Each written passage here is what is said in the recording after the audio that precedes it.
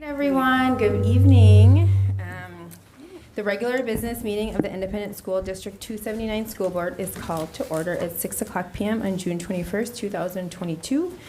This meeting of the Osseo School Board is being conducted in the boardroom of the Educational Service Center. The meeting can be monitored electronically by streaming online from the district website. An archive recording of tonight's meeting will also be available on the district website. One of the things I just want to say before we get started, as you can see, we have this evening the tribal flags up today on display. And that's in partnership with our American Indian Parent Advisory Council. And these flags are representing the 11 Minnesota tribes, 4 Dakota and 7 Ojibwe nations. This fall, what we'll see in our schools, there'll be lessons about the significance of these flags in our schools. And there'll also be more to come in our partnership with the American Indian Parent Advisory Council. Seated in front of you this evening, from my left to your right, are Director Heather Douglas, Director Thomas Brooks, Director Jackie Mosqueda-Jones, myself, Kelsey Dawson-Moulton, Director Tanya Simons, and Director Tamara Grady. Also present in the boardroom is Superintendent Corey McIntyre, as well as cabinet members Kelly Parpar, Brian Bass, and John Mordstad. Other cabinet members will come to the board room as needed for agenda items. And as you'll sadly see, our school board representative from our student reps are not here today. They will be back in 2022, 2023 at our September meeting. So, all right, so those of you can please stand for the Pledge of Allegiance, and Director Simons, will you lead us? I pledge allegiance to the flag of the United States of America and to the republic for which it stands, one nation, under God, indivisible, with liberty and justice for all.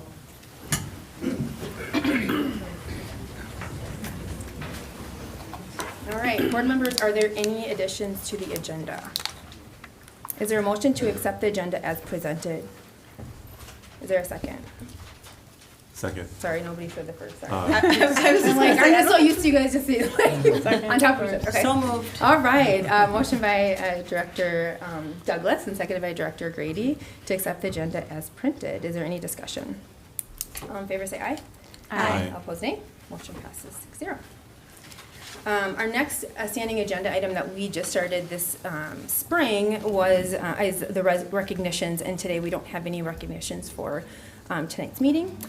The next agenda item is audience opportunity to address the school board. I'm going to review a few of the guidelines for those that will speak to the board. During audience opportunity to address the school board, I will call on each speaker who has submitted a speaker card. We ask that speakers keep their comments to 3 minutes. The board does not take action or discuss matters during this portion of the meeting. Speakers may be referred to the superintendent or staff if follow-up is necessary. The complete guidelines for public participation are provided on the meeting materials table and on the board section of the district website. So when I call your name, please come to the microphone and state your name, your topic, and also state whether or not you are a district resident. I do want to make one comment just as a reminder to those. I'm sure everyone read the guidelines also on the district website, but comments and interactions between board members and the public are expected to be respectful, courteous, professional, and civil. During this agenda item, which is going to take, usually we allow about 20 minutes, but there's 16 speakers, and we're going to let everyone speak tonight. The board and our administration will listen to comments and ask clarifying questions if needed and respond when appropriate. And as board chair, it's my responsibility to ensure that there's respect in the room and we're not causing any harm, particularly to our scholars in this room or listening on line. So first up, we have Brett Fraseth.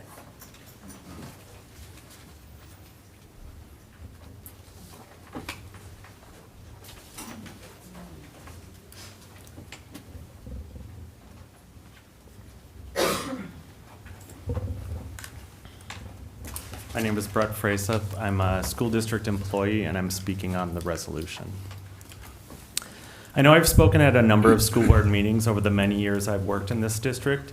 Each time I have felt the need to remind this body and the public of what matters to those we are here to serve, students. I'm here to speak about the board resolution today.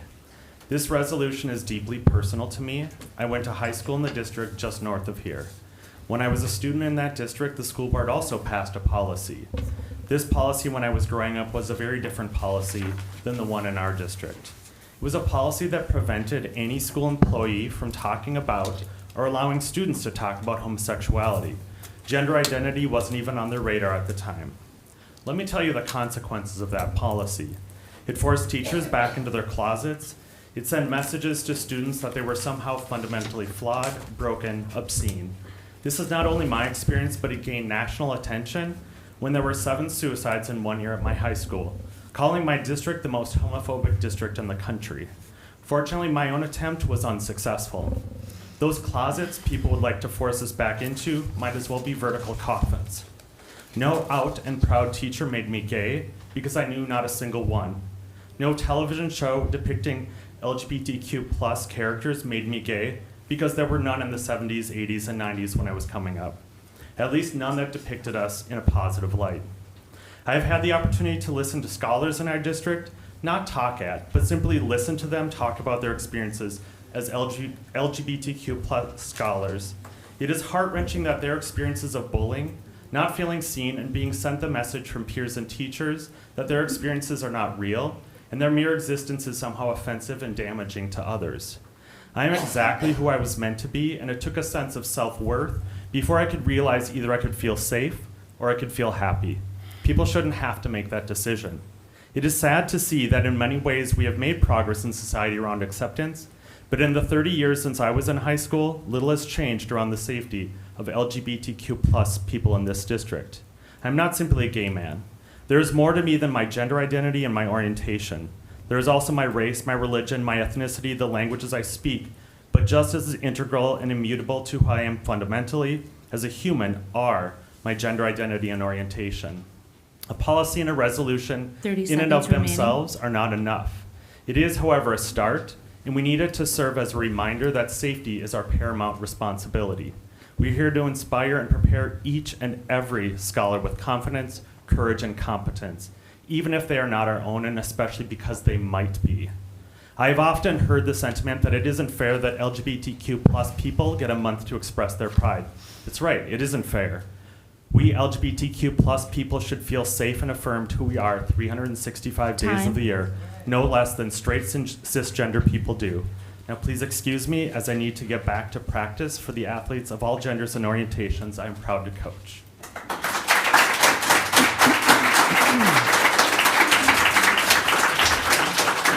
Maddie Novak.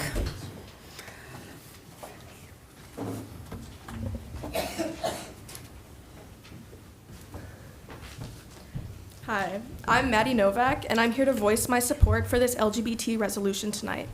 I use she, her pronouns and will be a junior this fall within the district. Tonight, I voice my support for this resolution, not just for myself, but for the people who can't necessarily speak for themselves. The ones who aren't as fortunate to have a loving family like mine, and the people who are forcefully closeted as a result of not having a safe space. I'm very grateful for my supportive environment. Not everyone lives like that, and not all spaces are safe and accepting. Having to restrain your true self is nothing but harmful and exhausting. Nobody wants to live their life like that, worrying about danger and harassment. Everyone deserves a community that is welcoming, encouraging, and safe. An anonymous student told me that having a safe space makes you realize how loved and important you are for simply existing. This is nothing short of the truth. A safe space is a lifeline.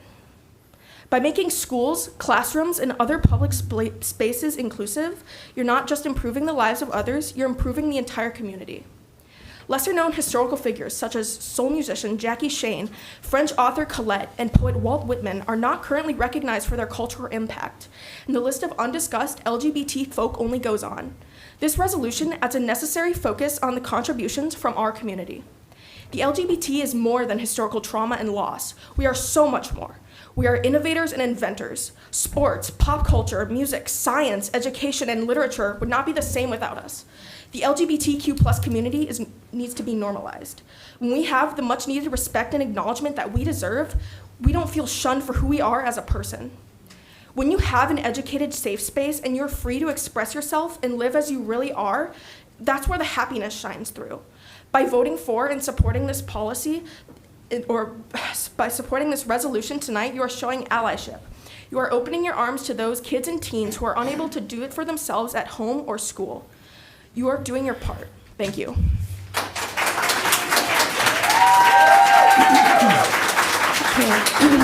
Terry Miller.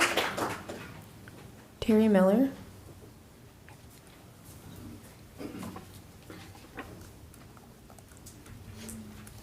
Good evening, thank you. So I am here tonight because I'm opposed to this, and this was snuck in at the last minute.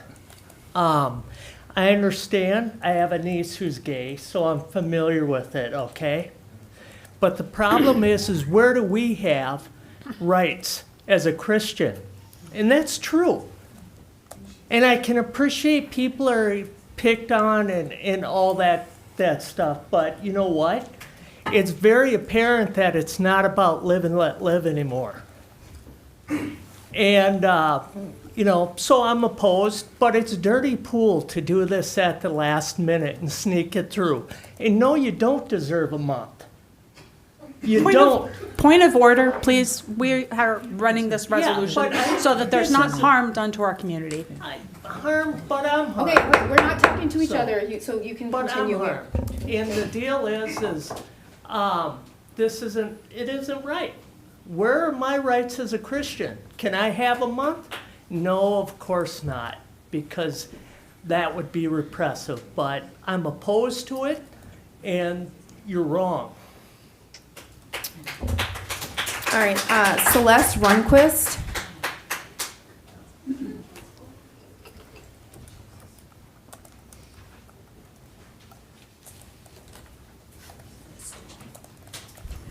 Good evening. My name is Celeste Runquist.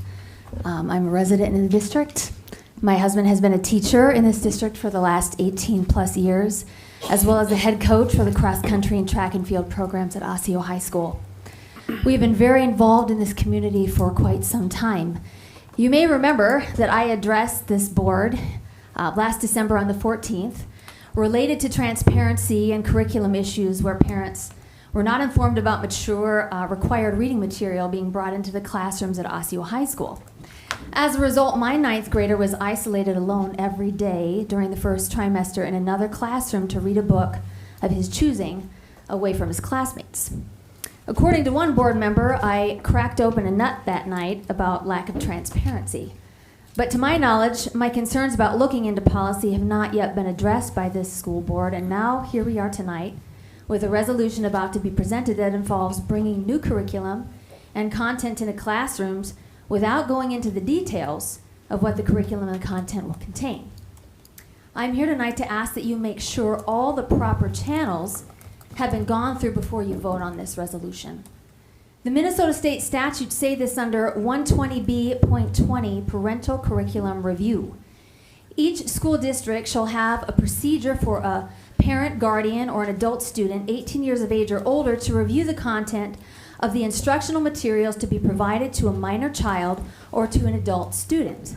So my question is, will District 279 follow the Minnesota State statutes regarding transparency and allowing parents to fully review curriculum before it's implemented? What is our school district policy for the curriculum review process being implemented in our schools? Will the school be transparent in sharing if they've hired an outside consulting company that is providing curriculum and training for the staff? Is there information regarding the costs of implementing this resolution and how this could impact other programs that have already experienced a budget shortfall? I'd also like to know, what is the district's opt-out policy? Will the opt-out policy be made known to parents that choose for their children to be exempted from this curriculum? The details of this resolution need to be thoroughly vetted out, and I believe there is time to allow that to take place. What parameters are we working with? This current resolution 30 appears to seconds create remaining. more questions than answers.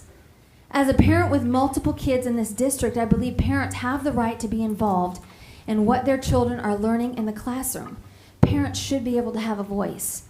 According to the strategic roadmap that was unanimously approved by this school board on December 14th of 2021, the night that I spoke, Transparency, that is communicating, modeling, and making decisions clearly, equitably, and openly, is supposed to be one of our core values. So again, I would ask that this resolution go through all the proper channels and be done with utmost transparency before you consider voting on this resolution. Thank you. Darren Mell.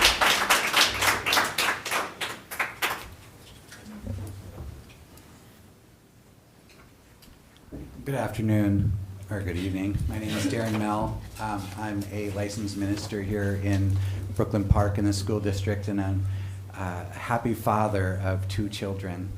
And tonight we were talking about what it is to be our true self and who you really are. And I was a victim of bullying as a child. And I told you last time that I was bullied into the gay identity, and I believed as a child the identity that people told me who I was. And I believed that and lived that out for a while. And when I came out, I had to give up the hope of marrying a woman and having children. But today I have 2 wonderful children and an awesome wife, and I'm living my life truly to who I am and who my God created me to be. And in this policy or resolution that's coming forward, I want to let people know that there are voices out there of children who are being bullied along with this new culture that's being introduced, that they have to use words that they don't believe in. That when they know that someone that God created them as male or female, and they're told, well, you have to use a pronoun that this boy now identifies as a female.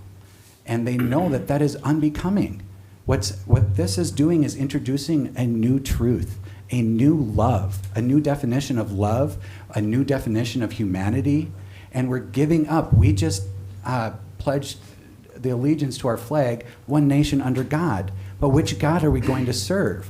Is it going to be the God of our Creator, who in our Declaration of Independence we appeal to for our inalienable rights to life, liberty, and the pursuit of happiness? Or is it going to be the God of ourself, that we get to define who we are? And as a child, these children don't have the capacity to understand what it is to take puberty blockers off label or to do cross-sex surgeries to affirm who they are. There are lots of people who have detransitioned and said that it was horrible. In the UK, they had a lawsuit and found that this girl was incapable of a 13-year-old to go through these gender surgeries, and now her life is ruined. And I've taken calls from parents whose children were transitioned at school behind their back. A 9-year-old came home with the PowerPoint saying, oh, my name is no longer a girl's name, it was a boy's name, and by the way, you're going to have to grieve the loss of your daughter because LOL, she never existed anyways. This parent was crushed, and it's unfortunate that some of you are laughing because these are real lives on the line here. These are real children's lives, and there's other voices here.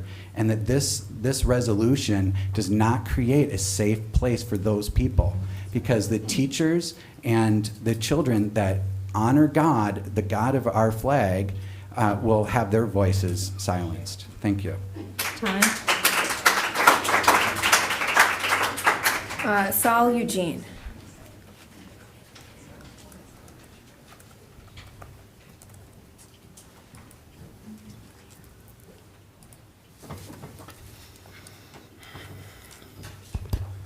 Hello, my name's Saul Eugene. I have family who go to this district, who I love very much. And that's why I'm here.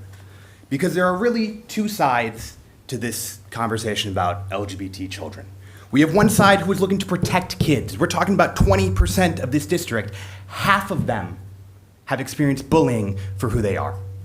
If you line 10 up in a row, one of them would be able to tell you exactly how they were cruelly treated. That's just 10 kids from any school district, not 10 gay kids, not 10 anything. 1 out of 10 have experienced bullying for being gay. That's horrible. There are 2 sides of this story. One side is looking to protect children, and the other side is trying to criminalize them. The other side is trying to hurt them. They're trying to cause trauma. They're trying to cause pain. We've watched it. We've watched trans kids die repeatedly. Suicide rates among trans children are astronomical, and it's because of the people who stand up here and use the Bible and use God as a weapon. But my favorite part is that we at least have a First Amendment that keeps religion out of schools. The God argument doesn't belong here. It doesn't. What belongs here is a conversation of how to protect kids to the best that we can. When we put our children in the care of our schools, the expectation is that they are protected, that they are safe, and that they are loved. That is the expectation. We should accept nothing less. To the board, thank you for putting this forward. To those of you planning to vote in approval, thank you. Go home and be proud. Go home and be proud. Anybody looking to oppose this, anybody who's going to vote against it, you should be ashamed. And I have one word: resign. Suzanne Blum-Grundyson. I'm sorry if I pronounced your last name.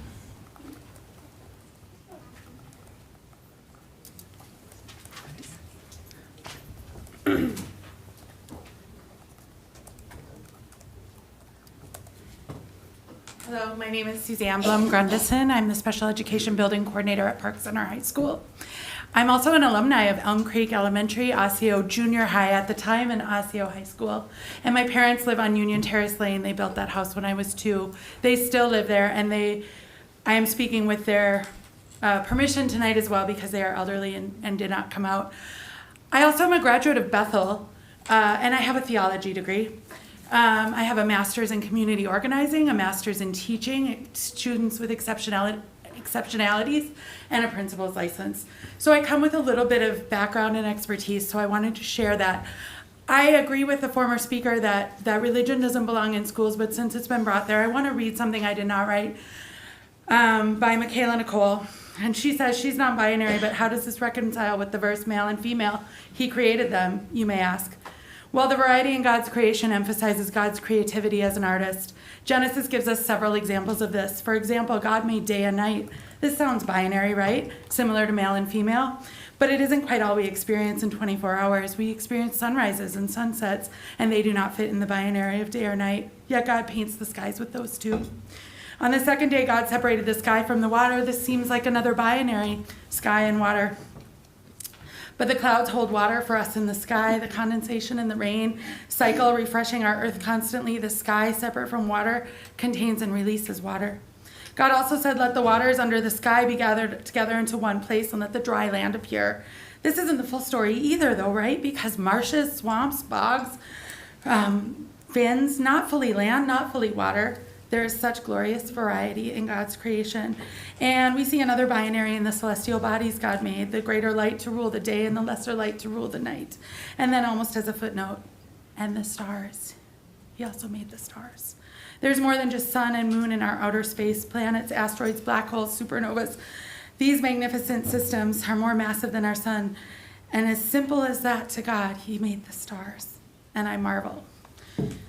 I also lead the GSA at Park Center. I've led the GSA at Brooklyn Middle School, and I've led GSAs in Mexico City and in Chicago, where I first began teaching. And I know that a safe adult for a child is so important.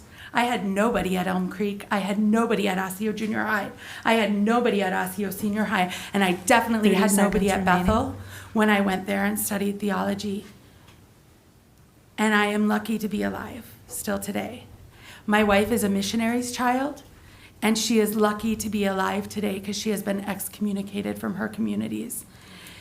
I absolutely welcome and value my students of any and all religions, and I respect what they believe, and I welcome them to share it. And I am a safe adult for the children that come around me, always. Time. I appreciate you hearing me tonight, and I love working for the district I grew up in. Annie Brenner.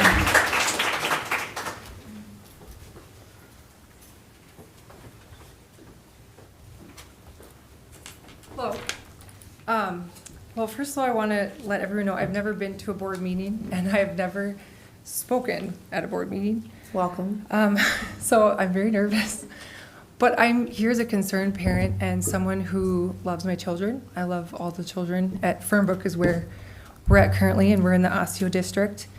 But I just felt just very strongly about, just as parents and my duty and what I feel called to as a parent. And I feel like, first of all, I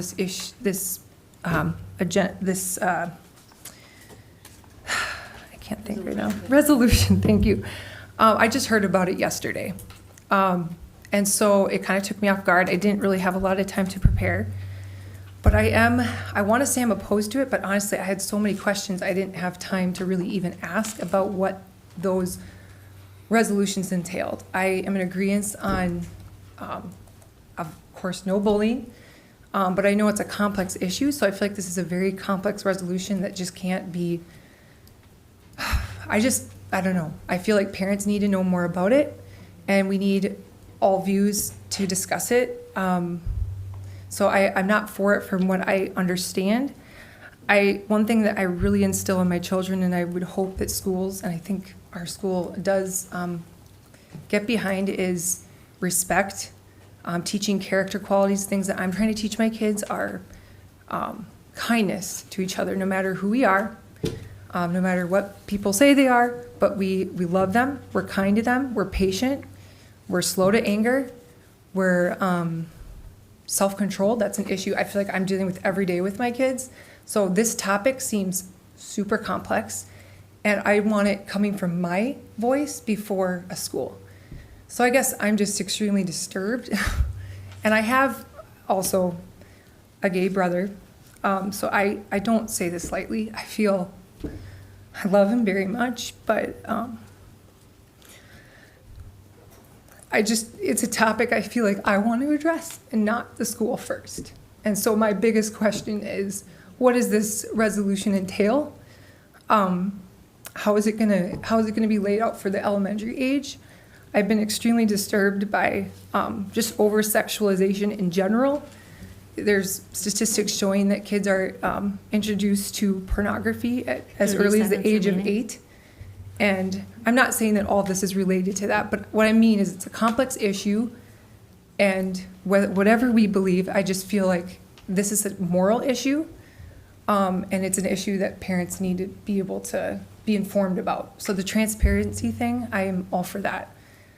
I wish I was more prepared, but I just want my voice to be heard, and I care about the school, I care about the district. That's all I have to say. Michelle Fisher.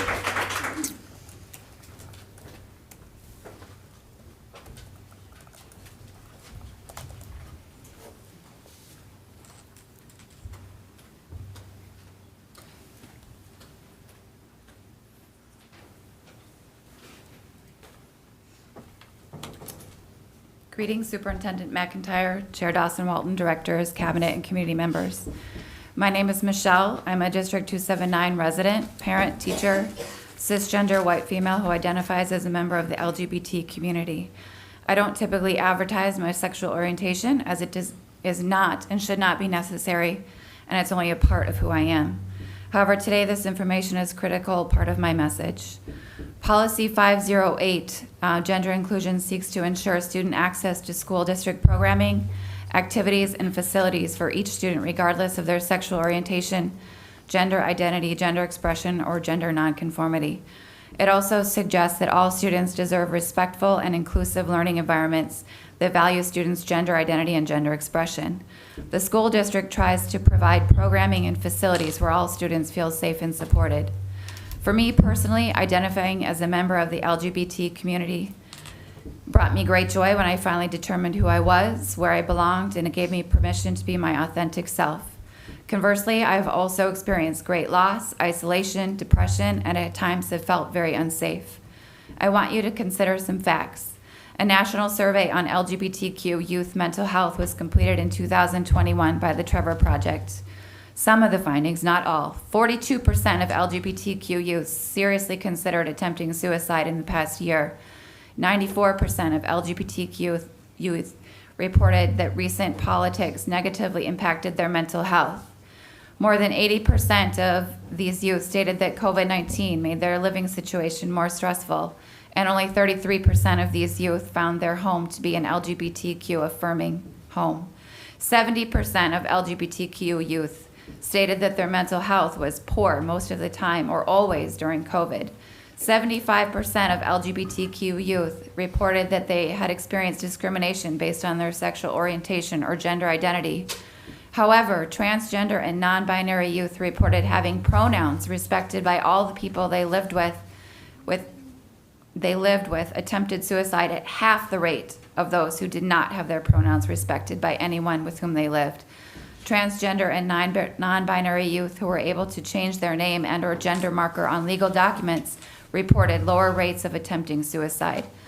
LGBTQ youth who had access to spaces that affirmed their sexual orientation and gender identity reported lower rates of attempting suicide. I leave you with these two questions. Why would we choose to further isolate and disrespect these human beings who identify as LGBTQ? Why should we increase their risk of poor mental health, discrimination, and suicide by not offering them a safe, affirming school environment that correlates with increased opportunities for academic, social, emotional success, and increased life expectancy? If you don't understand this plea, please seek more information and ask questions. The safety and well-being of our LGBTQ population is counting on it. Jennifer Hack.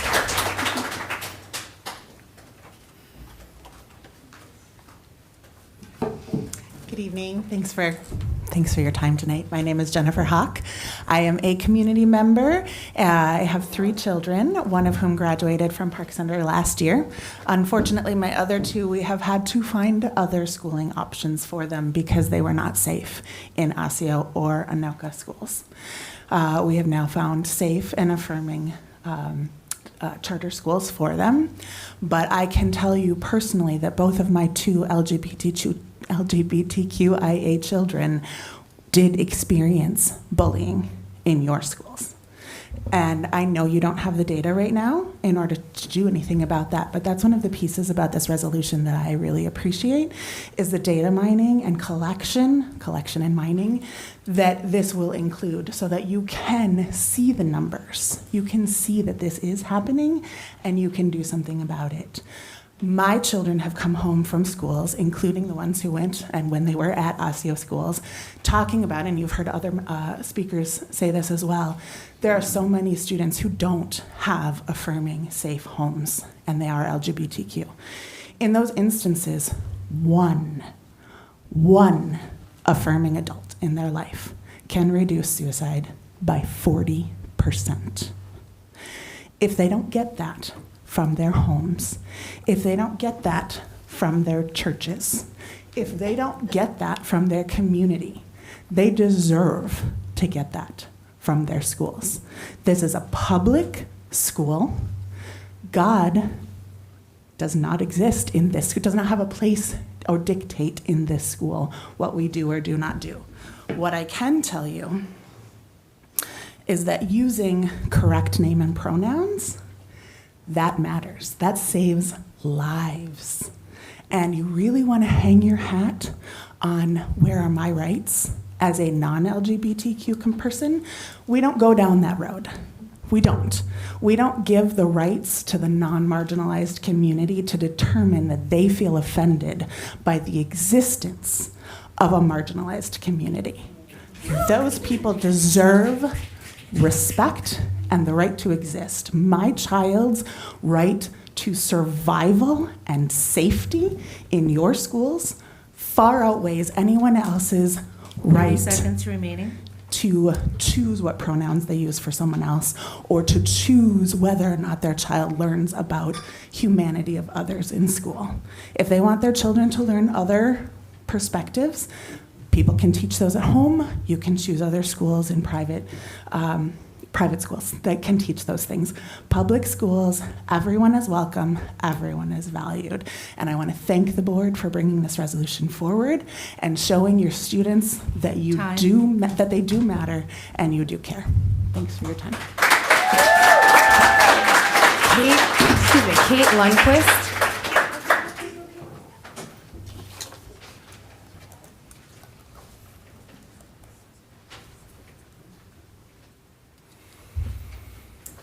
Hi, everyone. My name is Kate Lundquist. I live in Brooklyn Park. I'm thrilled to be here tonight.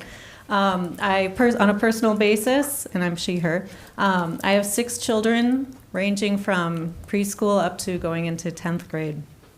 And I was just the lucky one from the Brooklyn Park Human Rights Commission that got to read our unanimous decision based on your resolution that you have being presented tonight. So with that being said, here we go. We, the Human Rights Commission of the City of Brooklyn Park, write in support of the LGBTQIA History and Culture Resolution dated 6/21/2022. The Brooklyn Park 2025 goals document states, among other things, that 1, we have connected neighbors who understand and celebrate our unique cultures. 2, our community's activities, events, and services are inclusive, multicultural, and accessible. 3, people of all ages have what they need to feel healthy and safe. 4, youth are engaged in positive and quality experiences. I see you trying to do that tonight, so thank you. The bylaws of the Brooklyn Park Human Rights Commission state, the Brooklyn Park Human Rights Commission works towards equal opportunity in employment, housing, public accommodations, public services, education, and full participation in the affairs of the city without regard to race, color, creed, religion, national origin, sex, age, disability, marital status, status with regard to public assistance, sexual orientation, or familial status or ancestry. It is in response to these goals and objectives that this commission, which we report directly, we work with the community and then report to the city council, we feel compelled to speak up on behalf of all LGBTQIA young people and those attending Osseo area schools in particular. It is our belief that all youth in Brooklyn Park are treasured members of our community, and they deserve to be respected, celebrated, and supported by their school administrators, faculty, and staff. It is our belief that the LGBTQIA History and Culture Resolution is a substantive step forward in realizing the aforementioned goals and objectives for 30 LGBTQIA seconds remaining. identifying young people in the Osseo School District. So good job. Congratulations ahead of time. The Brooklyn Park Human Rights Commission urges you to vote in favor of the LGBTQIA History and Culture Resolution. Thank you so much. Christine Trovian. Again, I'm sorry if I have your last name. Troyan.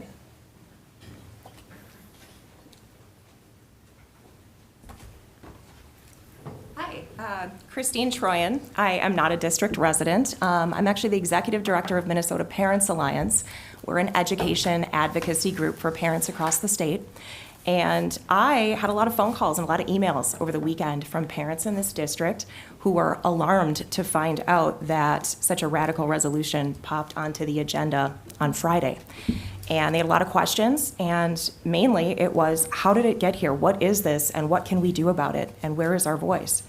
Kelsey, I'm going to direct a lot of this to you because you're the chair, and I know the buck stops with you with agenda items. My understanding in trying to piece this together is that your board hasn't had the opportunity to discuss this in a work session or a community, and certainly there was no public comment solicited, no public community input.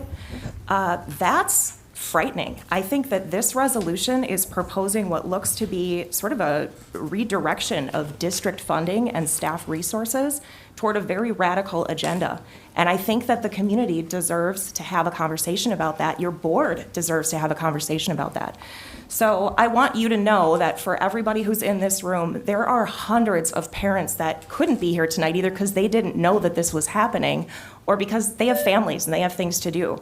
But please know that I think that this district is really misguided in focusing on this and not the academic achievement issues that your district is facing. And I also think probably in short order, if this is going to pass tonight, there might be an enrollment issue that's quick to come because I have gotten calls from parents all weekend long saying, if this passes, this is the last straw for us. We cannot be in a district that doesn't value our voice and isn't going to be transparent. So I just want to say that I think there are some real concerns that need to be addressed here, and I think that the right thing to do is either outright reject this, because I think there are a lot of problems with the resolution itself, or at the very least, refer it back to the committees. Let them have a conversation. Announce this to your community. If this is something you're proud of and you think this is a fantastic thing for your district, wouldn't you want to shout it from the rooftops and allow that public comment? This feels sneaky to parents. And whether that's intended or not, that is the illusion that we see here, is that this is something that was snuck in at the last minute in a summer board meeting. People are not. They're checked out. And I think everyone in this room kind of knows that. So I'm just here to kind of put on notice that there are a lot of parents that aren't represented in this room that have big feelings about this, and they're looking for transparency and accountability in November. 30 seconds remaining. Krista Chapa.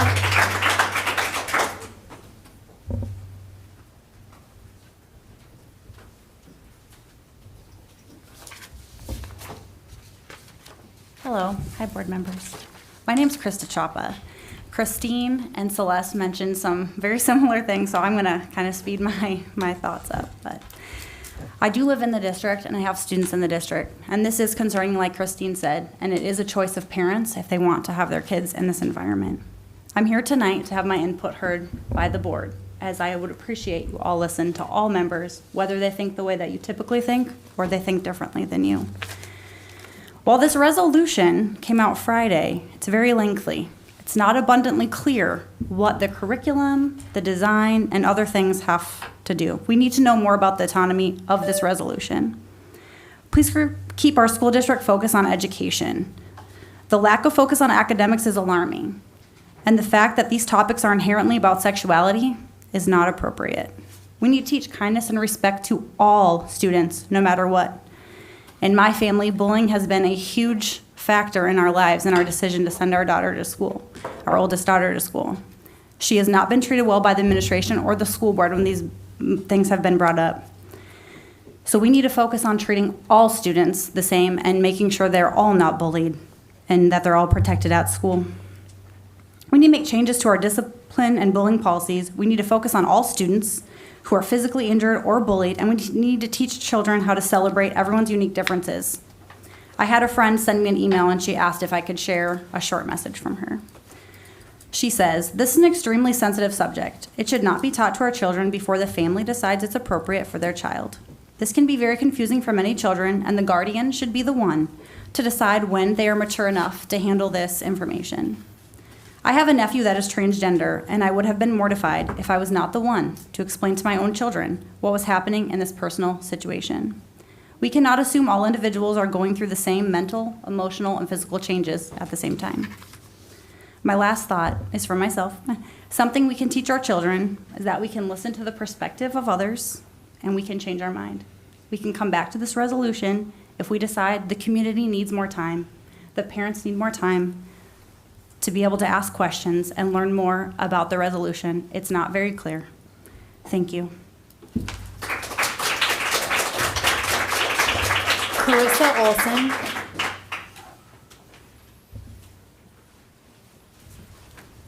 Good evening, board and staff. My name is Carissa Olson, and I'm from Brooklyn Park. My student is in Osseo Middle School in the special ed program.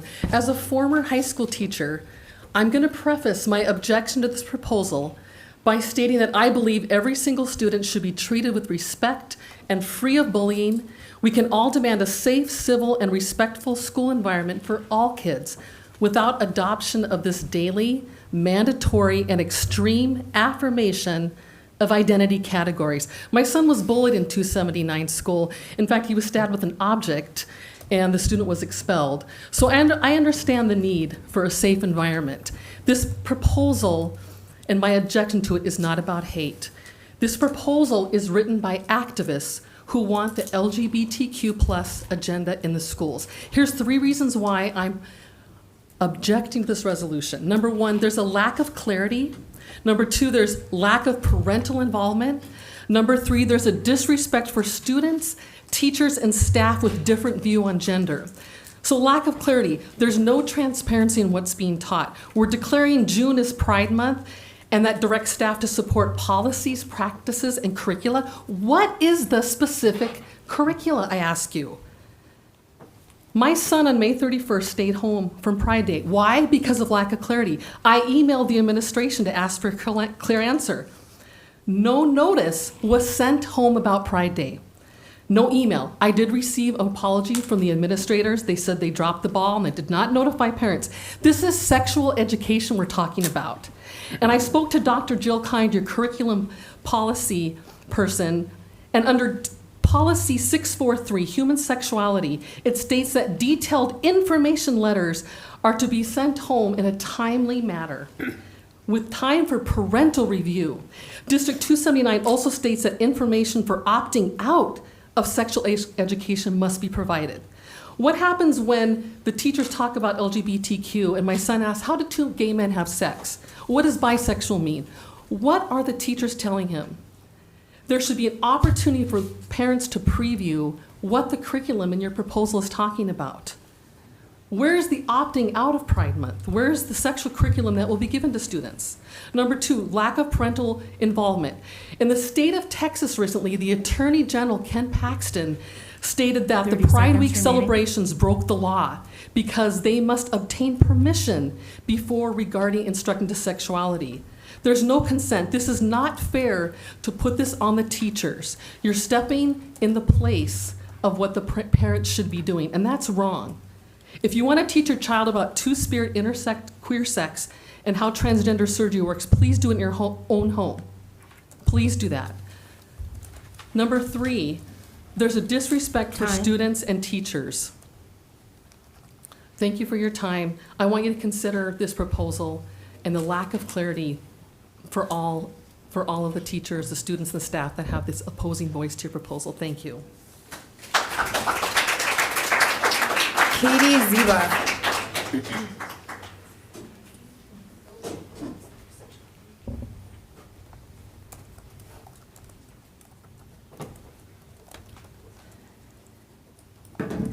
Hi again, board members, Superintendent McIntyre. My name is Katie Ziba. I go by she, her pronouns. I'm an educator in the district, and I have the distinct privilege and honor of teaching the first LGBTQ studies course at Osseo Senior High this past year. Someone earlier said that this resolution will not create safe spaces, and let me tell you, it does. I'm so excited to tell you about the magic that happened in our class this year. The space we created together was one full of love. Every day, there was love in that classroom. I saw students support one another. I saw them begin to love pieces of themselves that they had previously been told were unlovable. We laughed, we cried, we sang, we danced, we created art. Students shared their identities with one another and celebrated each other in ways that brought me to tears. They were so beautiful. And yes, we learned. There was academics happened. A student said to me once, "This is the only class in my day where I feel like I can just exist." Students thanked me over and over again for creating a safe space for them to be themselves. While I'm proud of that, I also want to recognize that that safe space was not hard to create. All I did was welcome them, love them, celebrate them, and encourage them to be their true selves fully. That's it. But that can't just be it. When I ask my students what they need from their schools, their teachers, their district leaders, their message is simple. We just want to be seen. They tell me stories of being bullied in the hallways and feeling invisible in other classrooms. I tell them, I wish I could take that pain away from you. Without acknowledgement, policies, and guidance on curriculum, students feel erased.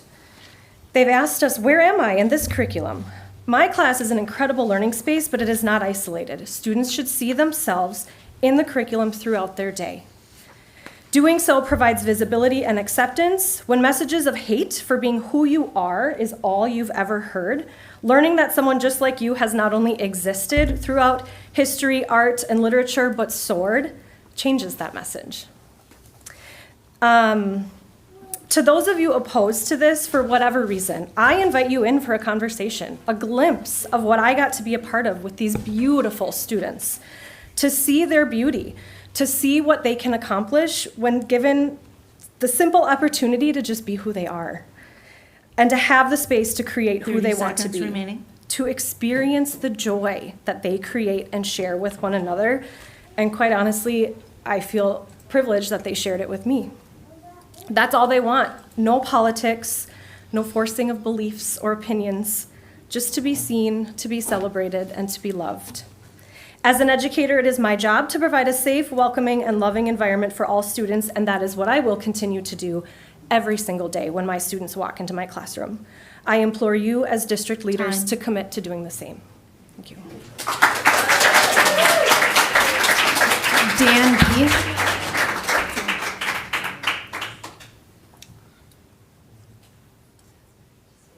Dan B.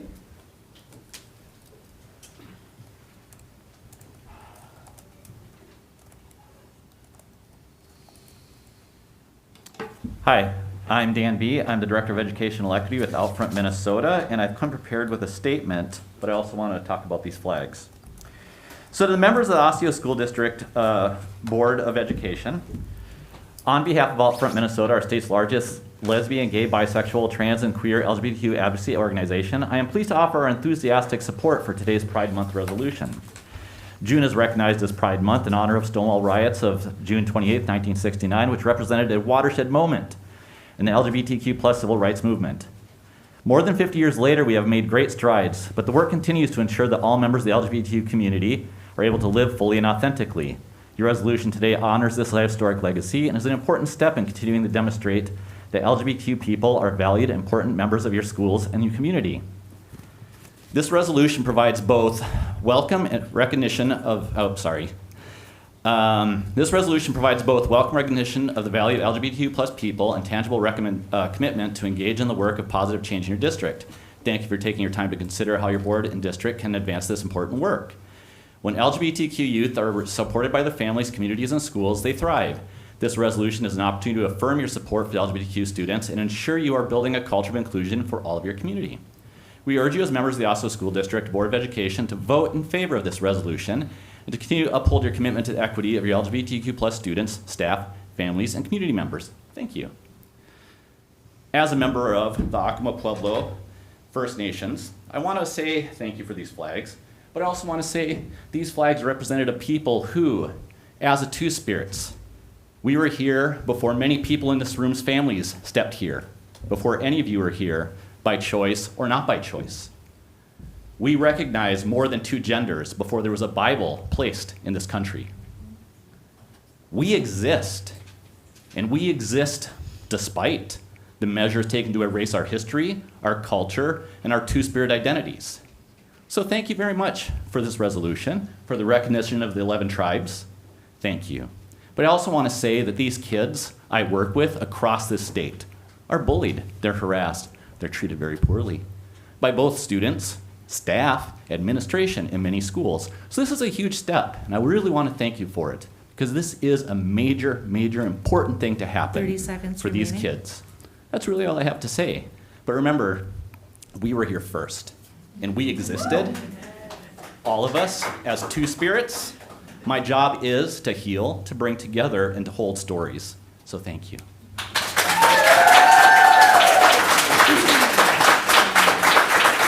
Our final speaker of the night is Jill Bedinsky.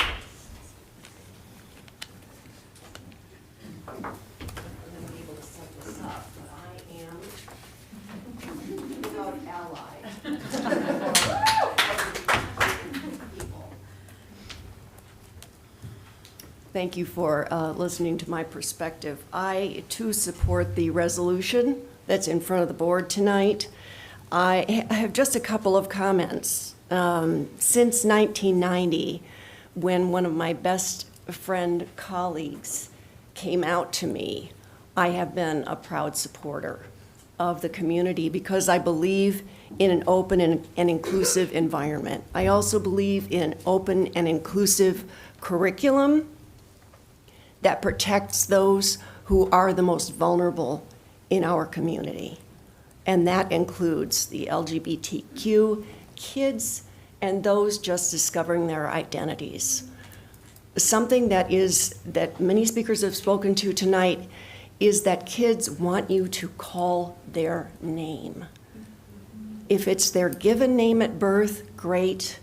If it's one that they discovered themselves, even more important because it's new and it's part of their emerging identity.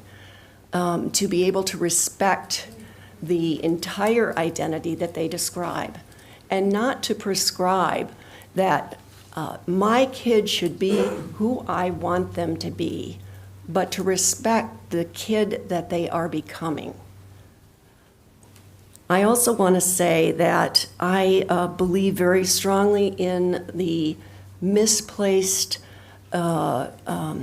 importance of religion in schools. But if we have to acknowledge that, then let's respect all religions, including that of our First Nations peoples. Because God, in the Pledge to the Allegiance, is not affiliated with Christian, Islam, Jewish, or any other religion. And as you know, our student population is incredibly diverse. So how could we select one religion from so many to dictate the narrow space into which God's identity for us should fit? The final thing that I want to say is that I am so much more concerned about what is being excluded from our curriculum these days than what is being added. We are carving such valuable information, insight, and knowledge away from these hungry, learning bodies of kids. Let's feed that appetite and help them be critical thinkers and help them understand who they were born to be. Thank you.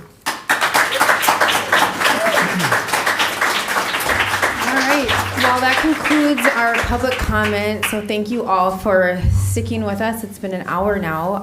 And I want to say a couple things. First, to thank our scholars for having the courage. Every time we have scholars come and participate in public comment, I'm just so proud because I think it takes a lot to get up in front of people. So I want to say that to all of you. I know I'm always nervous too, just being in front of everyone. So I just want to acknowledge that our scholars, the courage that they've had. I also want to thank everyone in this room. Obviously, there's very different perspectives that were here tonight, but I appreciate the respect that was shown to each other tonight, and I just hope that we can continue to model that throughout our district. So with that, I'm going to hand it over to Superintendent McIntyre for a superintendent's report. All right, thank you, Chair Dawson-Walton, and good evening, board members. And as you know, a regular part of my superintendent's report is to share our points of pride in our district. And by sharing our points of pride, we're taking the time to celebrate students, staff, our scholar staff, and community members who are contributing to the accomplishment of our mission, which is to inspire and prepare each and every scholar with the confidence, courage, and competence to achieve their dreams, contribute to community, and engage in a lifetime of learning. So we have a number of examples tonight. Even though school is over, we still have many things happening in the district and lots to celebrate. So I've asked our members of our district cabinet to assist in sharing some of these examples from the past few weeks, and I think I'm turning it over to Brian Bass, Assistant Superintendent of Equity and Achievement, to get us started. Thank you, Brian. Thank you, Superintendent McIntyre. In the area of achieving dreams, congratulations to the class of 2022. Osseo Area Learning Center and Adult Basic Education graduates celebrated their commencement on June 8th.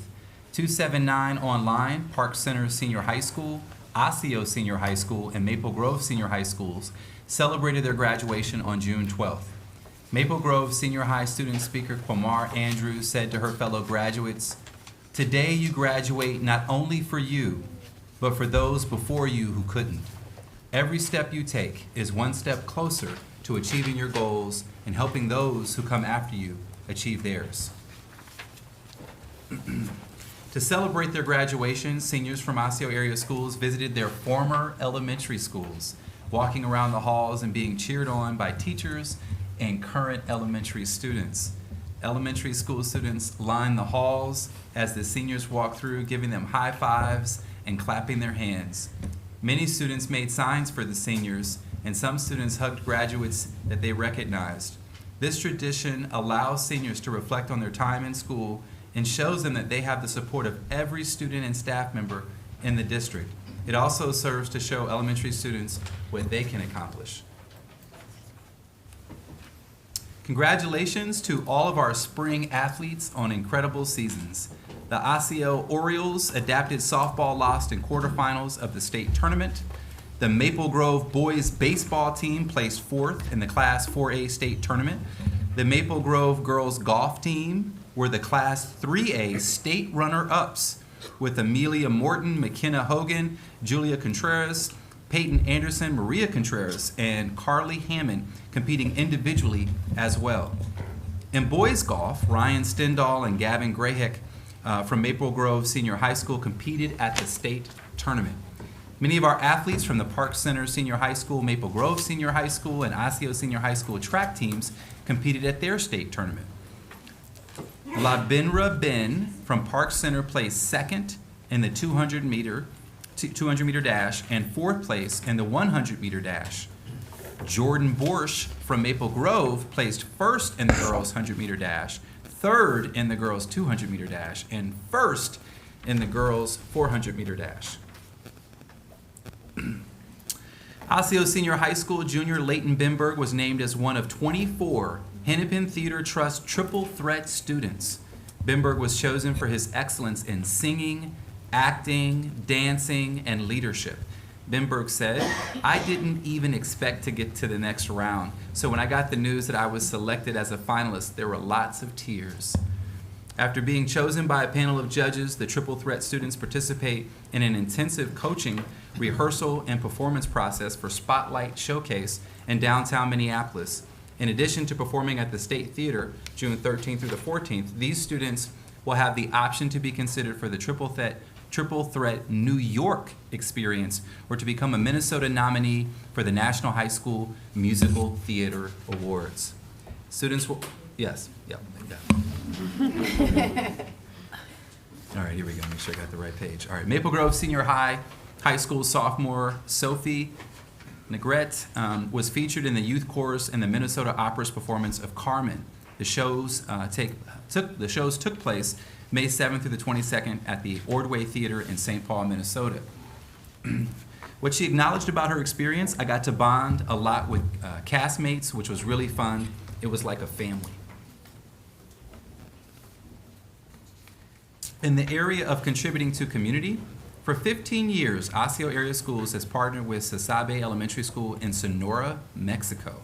6 fifth-grade students, Abibatu Sisi, Aaron Zhang, Cora McLeod, Isabella Enon Yaquet, Max Raymer, and Olive Kuttner, were able to meet their pen pals and learn about a different culture. Stephen Schwartz, Basswood Elementary principal, said, "It really was a privilege for me to travel with this group of student leaders.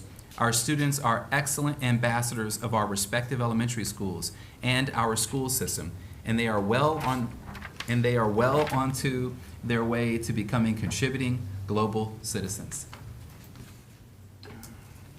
In the area of lifelong learning, Pang Yang, teacher for 279 Online, was on a mission to bring students and families together to celebrate Hmong culture, which led her to start the Hmong Showcase 5 years ago.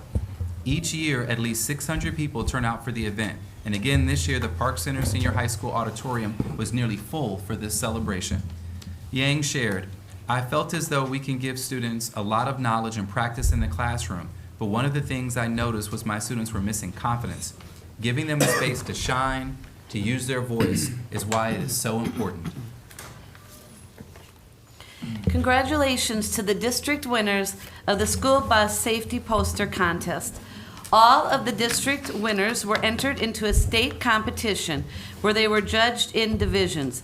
Congratulations to the state division winners from Osseo area schools who will be honored at a St. Paul Saints baseball game.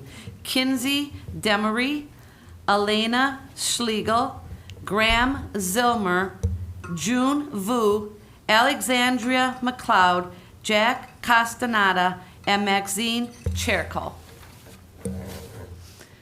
Fifth graders in the Elm Creek Elementary School Fishing Club recently had the opportunity to take their skills and their new fishing rods out on Weaver Lake during a fishing clinic. The students braved the windy day and choppy waters, catching multiple fish. Fifth grader Megan James, who caught the first fish of the day, said, "I really like fishing because I get to be out by the water. I have caught a few fish before." Zanewood Community School, a science, technology, engineering, arts, and math school, their teachers and staff were eager to bring their school community together for STEAM Fest. STEAM Fest is an annual celebration for students to showcase their work and for community partners to build relationships with families. Catherine Dwyer, teacher and STEAM coordinator, said, "It is really important to get the community involved and to showcase what we are doing. We are really grateful to be a part of a STEAM Magnet program, and we have so many special activities that go on throughout our school day." Students at Fernbrook Elementary School participated in Super Kids Day on June 2nd. Second and third graders had the opportunity to try a number of interactive outdoor activities in the morning, with the kindergartners and first graders taking part in the afternoon. The students moved around 22 stations freely, engaging in whatever activities most interested them. The stations incorporated fun ways for the students to get active and included golf toss, football punt, water cup race, obstacle courses, hockey shoot, beanbag toss, three-legged race, 50-yard dash, running long jump, basketball dribble, and a jump rope challenge. Students were paired up and stayed with their buddy at each station. The Osseo Senior High School Health Science Magnet is part of a program aiming to give more students of color exposure in the dental field by partnering with Apple Tree Dental. Lily Zhang is one of the recent graduates who participated in the program called Career Equity Project. Zhang said, "I knew from a young age I wanted to be in the medical field." Fifth grade students commemorated their time at Elm Creek Elementary School by putting their handprints on a rock with their graduation date. Students, staff, and families also wrapped up their year with a family barbecue. Students at Park Brook Elementary School wrapped up their final day with fun activities, and fifth grade students commemorated their day with a tree planting ceremony. Eighth grade students at Maple Grove Middle School celebrated their last day with food trucks, bouncy houses, and music. Students wrapped up the end of the year with fun, celebratory activities throughout the district. It is rewarding to see how each and every scholar has grown and how schools have selected different activities for various send-offs and transitions. Palmer Lake Elementary School brought together their school community at their end-of-year celebration with food, activities, and summer resources. Kindergarten teacher Alexa McLean said, "This is just a chance for families to come into the building and connect with staff and check out additional resources that could be helpful over the summer." Music proves to have a huge impact on student development, and music teachers instill abilities that students take with them for the rest of their lives. With more than 140 years of combined teaching experience, 6 music educators will be retiring from Osseo area schools this spring. Thank you to Dawn Christensen, Krista Mueller, Stephen Reitsetter, Catherine Wolter-Kampa, Ann Bordenero, and Rachel Vinker. Happy retirement. In the area of mission-driven employees, Pang Yang, Hmong teacher for 279 Online, received the Bush Fellowship for her dedicated work and commitment to expanding Hmong education. This 2-year commitment provides a grant of up to $100,000 to people who think big within Minnesota, North Dakota, and South Dakota. Yang shared, "There is just so much at stake here. So much of what my students were sharing with me is what I struggled with as a high school student, college student, and adult. trying to find my identity and trying to understand the complexities. I couldn't give up on our students, and I look for ways to be innovative. Congratulations and thanks for representing our district. The Minnesota Positive Behavioral Interventions and Support, or PBIS, State Leadership Team has announced the 2021-22 Sustaining Exemplar Cohort Schools. Osseo Area Schools was selected as a Sustaining Exemplar District with 23 schools implementing school-wide Positive Behavioral Intervention Supports, or SWPBIS. Of these schools, 7 were selected as Sustaining Exemplar Schools. Congratulations to the following schools: Basswood Elementary, Birch Grove Elementary, Edenbrook Elementary, Fair Oaks Elementary, Oakview Elementary, Osseo Area Learning Center, and Woodland Elementary. Osseo Area Schools recognizes Juneteenth. Juneteenth officially became a federal holiday on June 17, 2021, but the day is one of the oldest celebrations of freedom in the United States. On this day in 1865, federal troops arrived in Galveston, Texas to ensure that all enslaved people be freed.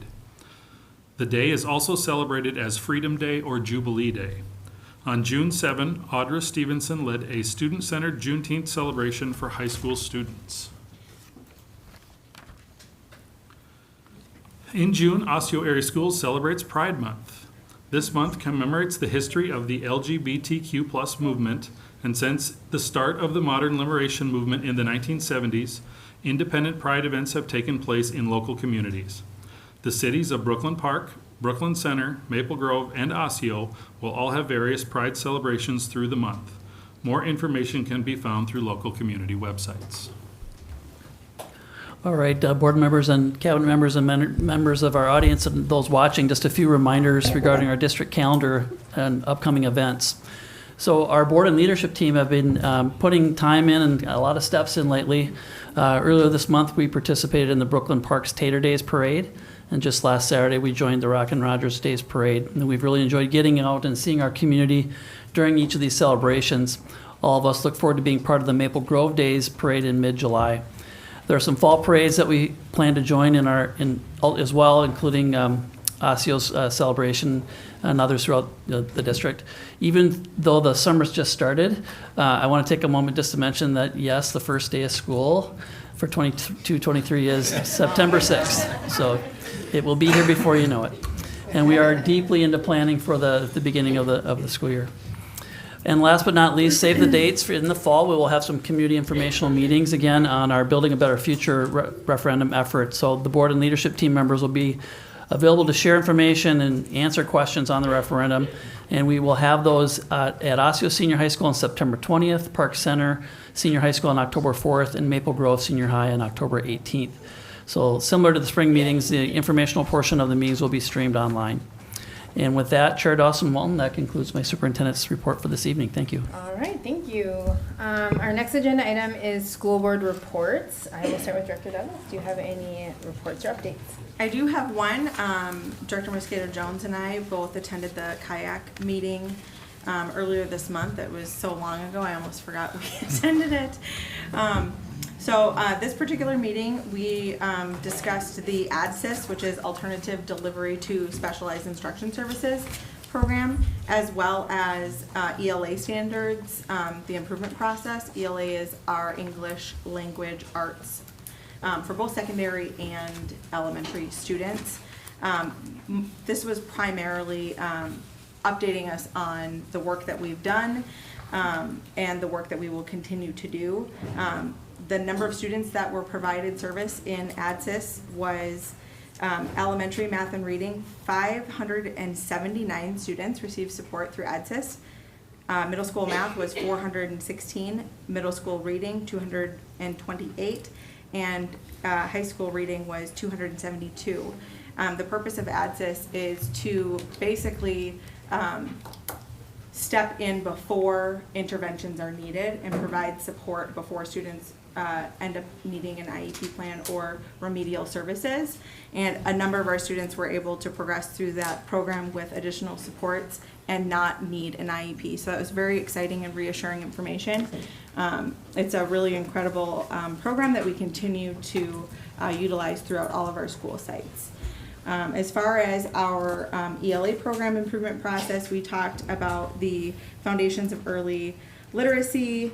We talked about feedback from our program improvement process teams, as well as pilots that will be considered when we adopt future ELA standards. So I look forward to sharing more information about that as we have more information to share, but right now we're still in the process of doing that work. So, Jackie, did you want to add anything? The only thing that I would add to that was very thorough, thank you, was the collaboration between the ELA curriculum with the multiple departments, working with the Department of Education Equity, multilingual learners, and student services to make sure that there are windows and mirrors for every student. Thank you. All right, Director Brooks. Both RISE Committee and APAC are on a bit of a hiatus for the summer and will be returning in September. But similar to the topics that I know we're all familiar with APAC, I'll let Director Grady give an update on an acknowledgement meeting we were able to attend the end of last month. Director Mosquito. And just for those that are listening, KAYAK is our curriculum committee and APAC is our American Indian Parent Advisory Committee, and then is it what RISE Committee? What does it stand for? Radically Investing. Student excellence. Student excellence. Excellence. Thanks, Corey. Thank you. I have two reports. I'm on the District 287 Intermediate School District board as well, and a couple of meetings that we had were the usual financial checkbook, et cetera, the consent agenda items, including all the agreements, and the superintendent evaluation, and the approval of next year's budget. And in 2 days will be Superintendent Lewandowski's very last board meeting of her 15-year career with Intermediate District 287. She will be retiring, and Marcy Dowd will be the superintendent for 287. I also attended last week the Northwest Suburban Integration School District board, a joint board, and that is, just for people who are listening, a board of several different districts who have magnet programs and who have been deemed racially isolated. That meeting was, again, the director eval. It's the time of year for evaluating the leaders of our groups, the usual financials, and then a final summary of how many people attended events and how they went for the spring. So that's what I had. Thank you. Director Simons. Yeah, I have two committee reports. Sorry. So the policy committee report for the meeting on June 7th. The School Board Policy Committee met here at the ESC at 4:30 p.m. on Tuesday, June 7th. Board members included Tamara Grady and myself. Also participating were Corey McIntyre, Coordinator of Data and Assessment Tom Watkins, Coordinator of Health Services Melissa Senis, and General Counsel Tim Palmatier. During the meeting, the committee discussed the following policy. Policy 516, student medications. Policy 519, interview of students by outside agencies. Policy 520, student surveys. The committee discussed revisions to Policy 516, student medications, and a rewrite of the accompanying procedures, which are intended to update and better align the policies and procedures with current recommended practices in medication management. The committee also discussed proposed revisions to Policy 519, the interview of students by outside agencies, and the related procedures to more closely reflect the requirements of Minnesota state statute related to child maltreatment investigations. Both Policy 516 and Policy 519 were recommended to move forward for the first reading. Finally, Policy 520 related to student surveys was discussed. However, the committee agreed that this policy should not move forward until district administration is able to obtain additional input from families on the recommended revisions to the policy. The next policy committee meeting is scheduled to be held at the ESC on August 23rd, 2022 at 6:15 p.m. It is open to the public. Communities members are encouraged to attend. And then my second committee report is from the District 279 Foundation. That was a regular business meeting in which we covered some of the kind of the budgetary items and minutes approval, kind of basic things. But it's always fun to see the information on the types of activities that the 279 Foundation is supporting the district in. And the 279 Foundation really provides enrichment activities that are above and beyond kind of the daily classroom budgets that the district funds, and it really provides really unique opportunities across all of our schools. And in fact, the Students Connecting Through International Service is one of those great programs that the District 279 funds, along with other organizations in the community like Rotary and the Lions Club. And I do want to point out on that particular, the Students Connecting Through International Service, because we had an email about this, that they really wanted to emphasize that they spend a lot of time building leadership skills, and they raise funds to support students in Sasabe, Mexico. And it's actually, they're creating access to education for those students in a very rural part of Mexico that they would not have access to an education if it weren't for this program that our student scholars are a part of. And so it's a really fantastic opportunity. The last thing is the Reading is Fun 5K. It's coming up. This is one of our main fundraising activities for the foundation. That will be Saturday, August 6th. And so I encourage everyone to consider participating. There's team entries, and it's a really fun experience for everybody who participates. And again, a great opportunity to fundraise and support those programs for our district. That's all I got. Thank you. Director Grady. I just have one committee report with the APAC committee, which stands for the American Indian Parent Advisory Committee. They're asking again for many of the same things that they continue to ask for. One is mandatory training for staff about American Indian history, designated safe spaces for students, and a place to hold ceremonies.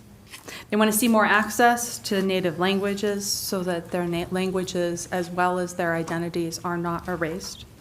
In the end, they need more action and accountability for the rights of Native peoples as we sit tonight on their land. All right, thank you. I just have a couple things. One, I forgot to say it earlier, I was able to attend the 279 online. We all attended different graduation ceremonies, but I just have to say for the first ceremony, it was pretty incredible. I, of course, was crying, and I'm sure everybody was like, who is this person crying? But it was awesome. They did such a good job. It was really cool to just like hear from different people and their perspectives and their experiences. So I thought that was really neat. And I also want to acknowledge, on Sunday is Juneteenth, and as part of the George Floyd and systemic racism resolution that was passed, that is something that the district's commitment to understanding the history and acknowledging and affirming the history around Juneteenth. So I wanted to add that. My update for the Association for Metropolitan School District is not as exciting. Unfortunately, as many of you probably already know, the state had a historic budget surplus available to help our students to recover from the pandemic and mitigate looming budget cuts potentially in districts across the state. And however, policy makers didn't approve a supplemental funding bill for education, and they will not be returning for a special session to use this once in a lifetime or once in a generation opportunity to address the growing special education cross subsidy and to help stabilize funding for our schools. So we will reconvene. We're kind of taking a break for AMSD, and we'll reconvene in August again to elect a new chair to that. All right, now it's time for a presentation this evening. It's an update on emergency preparedness and response. Sharing the information will be John Morstad, Executive Director of Finance and Operations, Troy Schreifels, Director of Facilities, Transportation, and Risk Management, and Dave Murdoch, Assistant Director of Risk Management.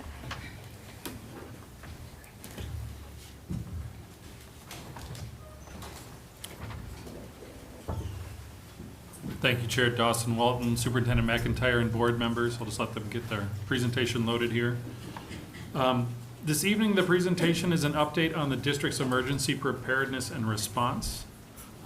In light of recent events, we want to provide an update in an effort to create and maintain safe, welcoming, and inclusive learning environments as outlined in our strategic directives.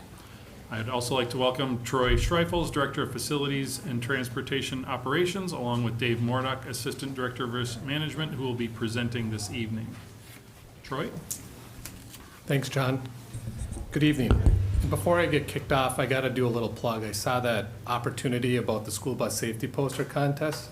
I just want to share that it's a statewide poster contest, and our district, along with some other district, I won't mention their name nearby, had the largest number of winners in the state. So we got a great arts program in this district. So nice job to them. All right. And with that being said, there's so many people in the audience. We're hiring bus drivers. Any chance I get in front of an audience, just want to let you know, we can get you trained this summer in between vacations and get you up and running for this fall. That's a great way to connect with kids, let me tell you. So that's my plug. And with that, I'll transition into our emergency preparedness presentation this evening. So good evening, Board Chair Dawson Walton, Superintendent McIntyre, school board members, and our community. Thanks for having us. I'm Troy Schreifels, Director of Facilities, Transportation, and Risk Management. This evening, I'd like to speak to you about something important to us. As many of you may know, last May when we had this meeting, we were just learning about the Uvalde event with Robb Elementary. Whenever there is a tragedy like the one that occurred at Robb Elementary, there are always increased interest in school safety and security. This evening, I'd like to share with you how the Risk Management Department contributes to creating safe, welcoming, and inclusive learning environments at Osseo area schools. Please keep in mind that this presentation is a high-level overview of the initiatives and is not all-inclusive to all we do.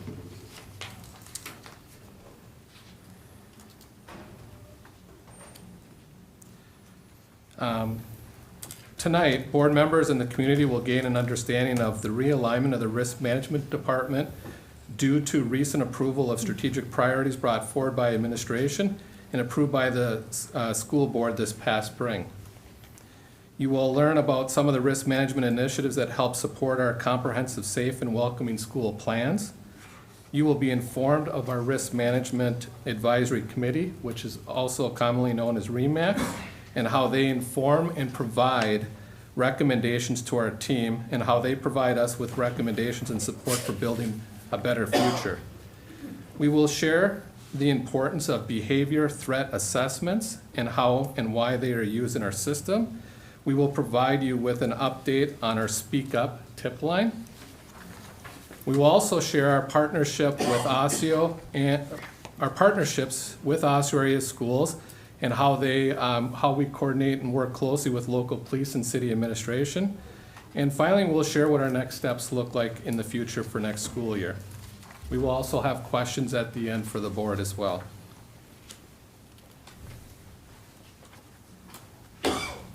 Six years ago, we reorganized the Risk Management Department and we hired Dave Mordock as our Risk Management Coordinator. You'll hear from him shortly.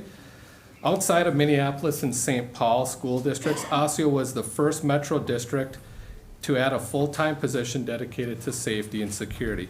Since that time, almost all large school districts within the metro area have followed suit with our safety and security position realignment.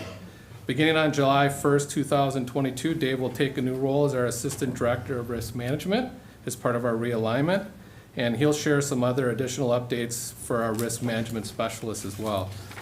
In March, the school board approved the strategic priority to add this new risk management position in the district.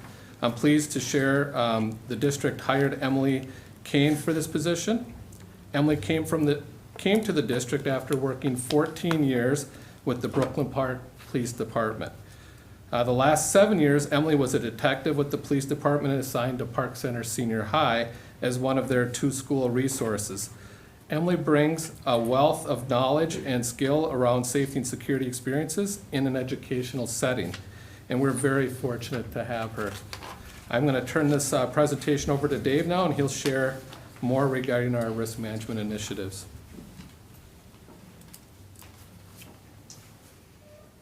Thank you, Troy. Good evening, Chair Dawson Walton, Superintendent McIntyre, school board members, and the community. I'm Dave Mordock, and I oversee the security and emergency preparedness for the district. The message I have for everyone tonight is our schools are safe. Schools are one of the safest places that students and staff can be during their day. Why is this? Schools are safe because of the emphasis we placed on creating safe and secure spaces and the corresponding training all staff and students go through on how to respond when an emergency occurs. That doesn't mean that we don't have emergency incidents, but when we do, we activate our plans, take action, and ensure the safety of our students, staff, and visitors. Tonight, I will inform you of the things we are currently doing to keep students and staff safe. We can always do better, and I'll also share with you what our security and emergency preparedness focus will be for the upcoming school year. Here are just some of the initiatives that we have for risk management in the district. We have a comprehensive all-hazard emergency response plans. All hazard means that whatever the hazard is, we have a response protocol for it. Whether it's a power outage, police activity near our schools, or an active shooter situation, we have plans for these situations. The plans are reviewed annually and adjusted as necessary. Each school site has a building crisis response team, or a BCRT. The BCRT is responsible for leading that school through an emergency and is led by building leadership. We also have a district crisis response team at the district level that supports sites in an emergency. Schools are not on an island when an emergency occurs. There's a large contingent of ESC staff that are available to support as needed. Each school is required to complete 11 emergency drills per year. This includes 5 evacuation drills, 5 lockdown drills, which could include 2 shelter-in-place drills, which are forms of lockdown drills, and 1 severe weather drill. This school year, I observed numerous emergency drills, and I'm always amazed by how proficient our staff and students are at conducting these drills. I observed teachers prior to a lockdown drill informing students what will be occurring in their classroom. I'll be turning out the lights, I'll be locking the door, and why those things are important before they run those drills. I see teachers in evacuation drills that are accounting for their students, and they not have one of their students, and then contacting their building crisis response team to find out where that student is. That student would be, most oftentimes maybe in the health office, and that nurse is then responding, I have your student, so we're accounting for all staff. Staff and students are proficient with these drills because of the amount of times that they have practiced them. An incoming 9th grader this fall will have already completed 45 evacuation drills and 45 lockdown drills. We have also increased the level of physical and security infrastructure in our schools over the past several years. We used to have significant security inequities between schools. Some had panic alarms to contact the police, others did not. Some schools had complete camera systems to view common areas, others had none. Today, all of our K-12 schools have secure single point of entry systems to greet visitors before being granted to the school. All schools now have panic alarms to contact the police. All schools have visitor management systems that check visitors against a national sex offender registry or a custom list of trespassed individuals prior to being issued a visitor badge. We also have an extensive camera system at all sites now, as well as a card access system that allows for ease of access for staff into buildings that lessens the amount of prop doors that we have. All school sites have blue strobes outside that, when activated, notify anyone that's outside that there's an emergency inside the school and to move away from the school to safety. We also have two-way radio systems, and as we upgrade our fire panels in the district, we're using voice alert systems that play safety messages on a loop when an emergency occurs. A practice in risk management is to have most of our safety and security initiatives in the district be reviewed by our Risk and Emergency Management Advisory Committee, or REMAC. The purpose of REMAC is to continuously improve and support the execution of the district risk and emergency management plan in order to ensure safe and healthy learning environments in Osseo area schools. Members comprise of all levels and departments in our district. Currently, we have principals, assistant principals, teachers, ESPs, union leadership, staff from community education, facilities, transportation, food nutrition service, and we also have members of our local law enforcement community, as well as community members, In the past 2 years, we've been fortunate enough to have 2 student representatives serve on REMAC as well. We started REMAC in the 2016-2017 school year, and one of the first topics we began with was balancing warm and welcoming versus safe and secure. Out of these meetings, we developed a plan to implement a security entry system at all K-12 school locations within the district, and those have been in place since 2019-2020 school year. On tonight's agenda, you will see a recommendation to award a work for digital radios. This is just another example of topics that REMAC discussed and recommended to improve a communication system within our schools. Here's a summary of the 6 REMAC meetings we had this school year. Some of the meeting highlights are, in November, we held a Q&A session with all of our school resource officers and their supervisors to learn more about the district SRO program and their purpose. In January, we reviewed and discussed how the district responds to threats. You may recall that there was a rash of social media threats to schools in December, nationwide and in our communities. Next, we discussed how to improve our response in emergencies, particularly those that were infrequent. We also reviewed our staff all-hazard guide and made recommendations for improvement. In March, we reviewed the ISD 287 school shooting to determine key takeaways for improvement, which included increased training for staff and updates to the district's reunification plan. At the January 14, 2020 school board work session, we brought forward risk management recommendations for Building a Better Future initiative. These recommendations included entryway security, an expanded camera system, and improved communication systems within our schools. REMAC played an important role in these recommendations, and many of these recommendations are complete or working towards completion today. In November of this year, Risk Management has partnered with I2T2 for a referendum for our school safety and security technologies. The funding is critical to continue our comprehensive safety and security plan for the district. The referendum would allow us to continue to replace and upgrade our aging analog two-way radio system to a new secure digital radio system. It would also allow us to maintain and replace our digital camera systems, our card access systems, our visitor management systems, our key card systems, our burglar alarm systems, and the software to run these programs. We currently have over $10 million in needs over the next 10 years to maintain and improve our safety and security within the district. We will seek additional fundings to improve entryway security at Maple Grove Senior and Osseo Senior High School in the future. In addition to the 4 emergency response protocols we have in the district of evacuation, shelter in place, lockdown, and severe weather shelter, the district also uses run, hide, fight for active threat situations. An active threat situation is when a person is actively engaged in killing or attempting to kill others. When this occurs, we use run, hide, fight, and staff are empowered to choose a response that best fits their situation in relation to the incident and the students in their care. During the 2017 and 18 school year, all staff were trained on the run, hide, fight concept. Since then, new employees are trained on the concept through an online learning management system. We currently do not conduct run, hide, fight drills, but our current evacuation and lockdown drills are similar to the 2 of the 3 run, hide, fight components. Run, hide, fight is a response to an active threat situation. I would rather speak to you on the tool we use to prevent one from occurring in the first place. One of the best tools to prevent an active threat situation is a behavior threat assessment program.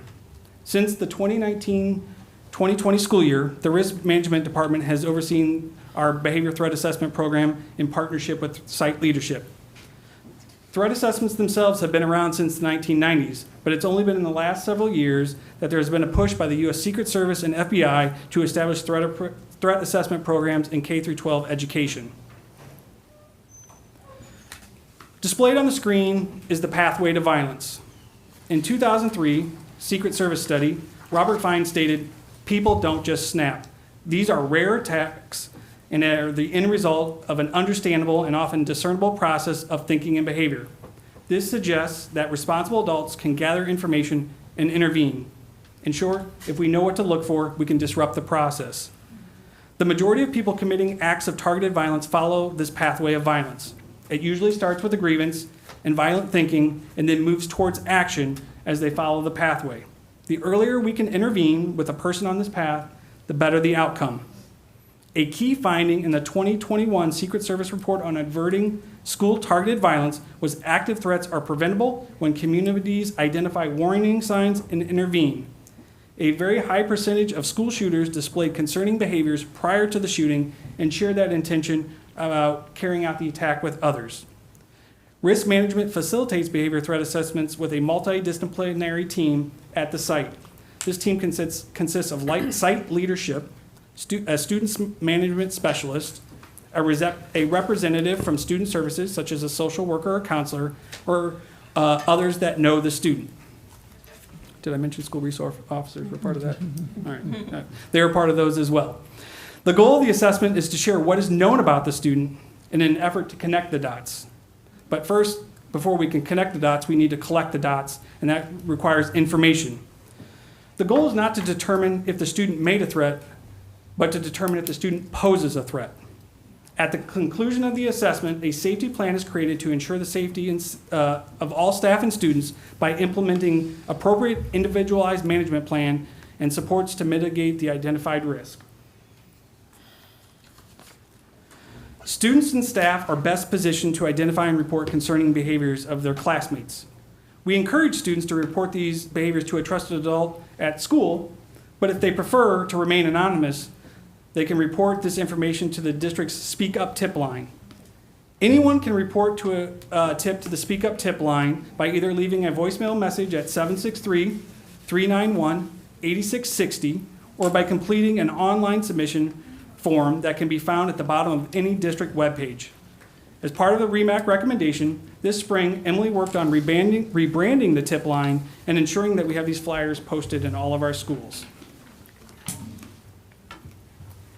We have deep connections with the police departments in our communities, and these relationships pay dividends to prevent, respond, and recover from emergencies. We have a total of 10 SROs in our district, split evenly between the Brooklyn Park and Maple Grove police departments. Each secondary school has at least one SRO, Park Center has 2, and Osseo Senior High has 2, but one is considered a flex officer that moves to other sites as necessary. It's worth noting that all of our SROs are detectives. When we have a threat or concern in one of our schools, we already have a team of detectives that have developed relationships with our students, staff, and are able to quickly determine if a threat is credible or not. By investigating these threats thoroughly, but in a timely manner, we are able to keep students in class and not disrupt the learning process. We meet monthly with all of our SROs and their supervisors, and bi-monthly with police and city leadership to share information. Our schools are microcosms of our communities, and what affects one usually affects the other. Recently, we had a police situation just over 200 yards from the front door of one of our elementary schools. I received a call from our SRO sergeant advising me of the police situation in the area and to place a school into shelter in place. We then activated our police activity shelter in place plan. We brought in all students and staff, locked the main entrance, verified that all doors were locked and secure, and did not let anyone in or out, but we were able to continue learning inside that secure environment. The sergeant kept me updated during the situation and also coordinated police officers to be present for a controlled release of students at the end of the school day so that caregivers on the back side of the school, away from the incident, could retrieve their students. This past school year, the Hennepin County Sheriff's Office expanded their SHIELD program to include schools. Hennepin County SHIELD is a public-private partnership to share information, and the new school partnership brings together school security personnel from all over the metro, not just Hennepin County. This school year, we met to discuss the online threats schools were receiving and shared information on our responses. We were then provided an overview of the ISD 287 school shooting, and just last week, we met to discuss behavior threat assessments.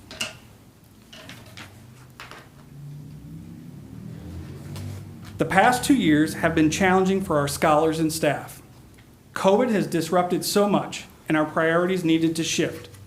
We talked a lot about emergency preparedness in REMAC this past school year and the need to refocus our efforts on training. Over the past 6 years, the district has made great strides in improving the security infrastructure in all of our schools. This upcoming school year, risk management is making training a priority. The addition of Emily now allows the risk management department greater ability to meet the needs of each school and employee to be as prepared as possible when an emergency occurs. Whether it's a new principal needing to know how to lead their building during a crisis, to a new staff person working in the main office of their school needing to know the security tools that are available to them, we will provide that training in a timely manner. That concludes our presentation, and we'll open it up for questions. All right, thank you so much. I'm gonna start with down here with Director Grady. I just want to say thank you for all of your work on putting this together. I know it's super important, and also like it's really important for our parents to hear that the system is doing everything that they can in order to make sure that our students are safe from gun violence. So thank you. Director Simons. Yeah, I don't have any questions, but also appreciate the proactive communication on what we are doing. This has student safety and school safety has been a really significant concern with the rise in behavioral incidents or concerns from families about the incidents that may be at schools and the broader kind of national topic on this. So I appreciate the transparency that's brought in this discussion, because I think it's really important that people know what our protocols are, what's in place, and that students are safe in our schools ahead of any questions or situations. I think we can continue to improve our communication with families, which is not the topic of tonight, but I think that's something that we can continue to evaluate to ensure that we're building the trust and credibility with our families, and that they're getting the information that's necessary for them to understand, so that they don't have their child coming home and saying this happened at school, and they're having to hear from their child about kind of rumor or confusion, that it should come directly from schools on any particular incidents and from our district. And that's really challenging because of the data privacy laws, and sometimes there are active police investigations. But I think the more that we can do to communicate like this with our public, the more that we build that trust in our systems and in the policies and procedures that are in place. So thank you for proactively bringing this forward. Thank you. Director Mosqueda Jones. I appreciate it. I'm impressed with the comprehensive risk management that we've been implementing for the last 6 years, but certainly since I started on the board. You said that training is a priority. Do we train our, like, just regular school staff on de-escalation techniques at all? I would say from my department in risk management, that is not something that we focus on as far as de-escalating, as far as students that are dysregulated. That's not something that comes out of the risk management department. Yeah, it comes through student services. We use the Crisis Prevention Institute, which 80% of the training is de-escalation strategies. No, yeah. So you're familiar with that. I know you are. I totally get that as a Yeah. teacher. I just, whenever we can teach teachers some de-escalation techniques, I think that would help overall for our behavior and for safety issues. So I just want to kind of, put a little plug in for that. But thank you so much for all the work you do. All right, thank you. Director Brooks. As it's already been said, thank you for the presentation. I know this has been on probably all of our minds since the shooting in Texas. I very much appreciate the investment in technology, and I know that there's probably much more that we could or should be implementing. I think one of the bigger questions that I have, just given what we already have in place, and then what would be to come, is can you just briefly maybe talk more about how the current initiatives mitigate human error? So those things you mentioned, propping the door open, maybe prematurely opening the single point of entry, those sort of things. Yeah, we have a lot of security technology in the district, whether it be our Raptor visitor management system, our entry systems. They're only as good as the people that use them. And that's obviously one of our big goals, is to make sure that those systems that we implemented are being used properly. And that's where one of the needs that we see is for that training, to make sure that if I'm a new office staff member at any one of our buildings, that I know how to use those tools. We've already, Emily and I have already got it on our calendars that we'll be visiting every school main office the first part of the school year, if not in August, the first part of the school year. And the other thing that we do for compliance checks to make sure that things are going properly are site visits, to actually go out to sites and see those things in practice in person. And Emily's already got them scheduled for us for the next school year. Those are already on our calendar. We know where we're going and when we're going to do those spot checks to make sure that the sites are doing those things, because they're only as good as the people that are operating them. And that's part of number one, training of what the expectation is, and then holding them accountable to make sure that they're doing what we want them to do when it comes to those tools. And we know we have some work in that area for sure. Thank you. Can I just follow up on that question? Will those spot checks be announced to the sites you're visiting in advance, or will it be kind of a surprise visit, or will they be prepared for it? Those are surprise visits, and I would say none of our sites, even today, risk management's here. We don't call them up in advance and say, hey, we're coming. We come in and we give that, but then we always follow up with the site administrator, because those are surprise visits. Sometimes we don't get to meet with them in person at the time of the visit. That's obviously our goal, but if they're not available, then we're always following up with an email, phone call to say, here's what we saw, this is where we're doing really well, here's some opportunities to improve, but we don't give them a heads up that we're coming. Okay. Well, I also agree with all of the sentiment of my board colleagues. We're very appreciative of having this information, especially right now when this is such a hot topic in the broader community and nationwide. One of my questions is also regarding the human element. And one thing that I see, not so much at the elementary level, but at the secondary level, is students are the ones that are engaging in the risky behavior, and they don't necessarily know that that's what they're doing. They think maybe they're helping out a friend or a person that they see by opening up a door to somebody who they think should be in the building without knowing whether or not they are. And so I'm wondering, is there anything that we could do to address that concern for students and families? Yeah, absolutely. I think when we look at security in our district, it's a total team effort. Not, all of our 3,500 staff have a responsibility to make sure that door is closed, and and it's secure, because it's our number one security feature in this district is a locked door. I think our students play a huge role in that as well, is understanding that importance of that. I know I've had conversations with students. I've been outside of a door and I've had my district badge on, and they just see an adult, and I don't know if it's the Minnesota nice in them, see an adult and say, oh, they just open the door up, and I say, thank you, but please don't do that. You don't know me, and you shouldn't be rolling out the red carpet for me. But kind of understanding why that is. That is something that we've been talking about REMAC, is particularly with our secondary students, to understand and appreciate those things, to have some of those conversations with our students for sure.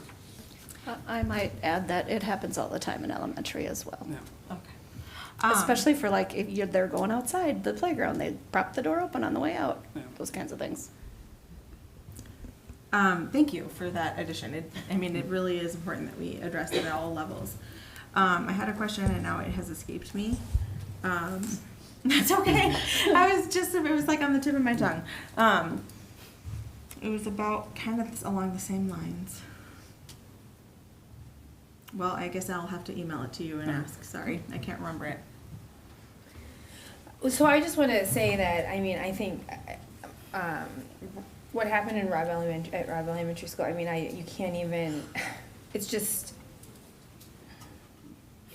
really puts a lot in perspective. And so I too am appreciative of the proactive steps our district has taken. I know when I go into my children's school, from preschool to high school, it is, you have to have your ID, you have to be buzzed in, so I see that firsthand of the work that you've really put in to our schools, and so I have so much confidence, and I think that it's always going to be with social media and people talking. I think, like we talked about, the communication is huge with families. That's clear and concise, and so I really appreciate that work. And then Superintendent McIntyre, I know you talked about student support services, because anytime something does happen, whether it's whatever kind of scale it is, you know, there are students that see what's going on, and so it always is important to have that partnership to be able to talk about the things that students and our scholars have been seeing.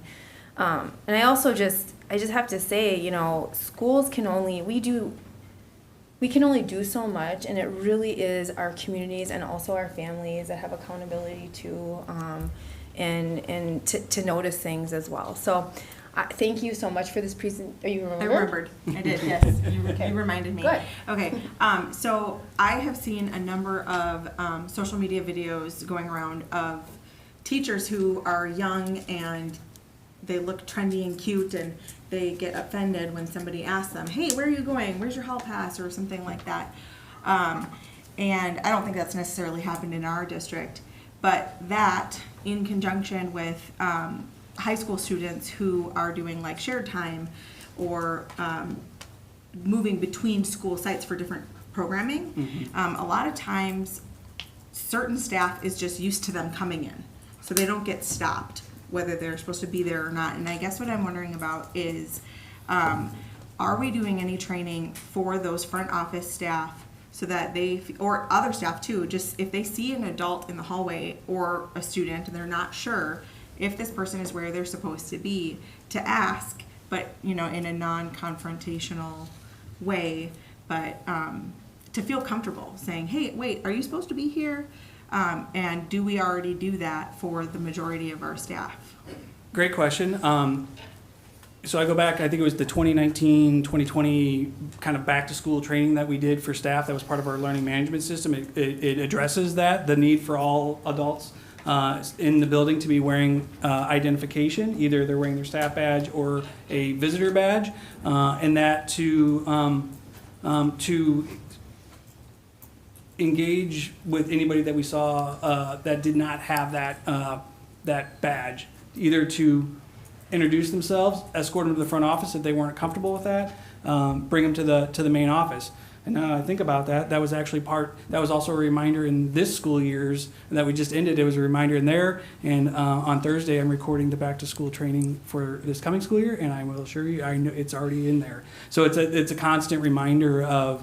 That's another one of our tools, is between identifying who belongs and who doesn't. That's why the staff badge is so important. That's why the visitor badge is so important, and how to respond in those situations. To, if you feel comfortable, approach the person. If you don't feel comfortable, at least reporting that person to the front office so somebody can intervene with that person. So absolutely, yes. Thank you. It's become just part of teacher culture to do that. It really has. That's good. All right. Can I just add one last comment before we move on to the next agenda item? I just wanted to acknowledge, board members, you saw 2 weeks ago a focus on the psychological safety we're trying to create with services and supports and teaching our proactive expectations and behavior.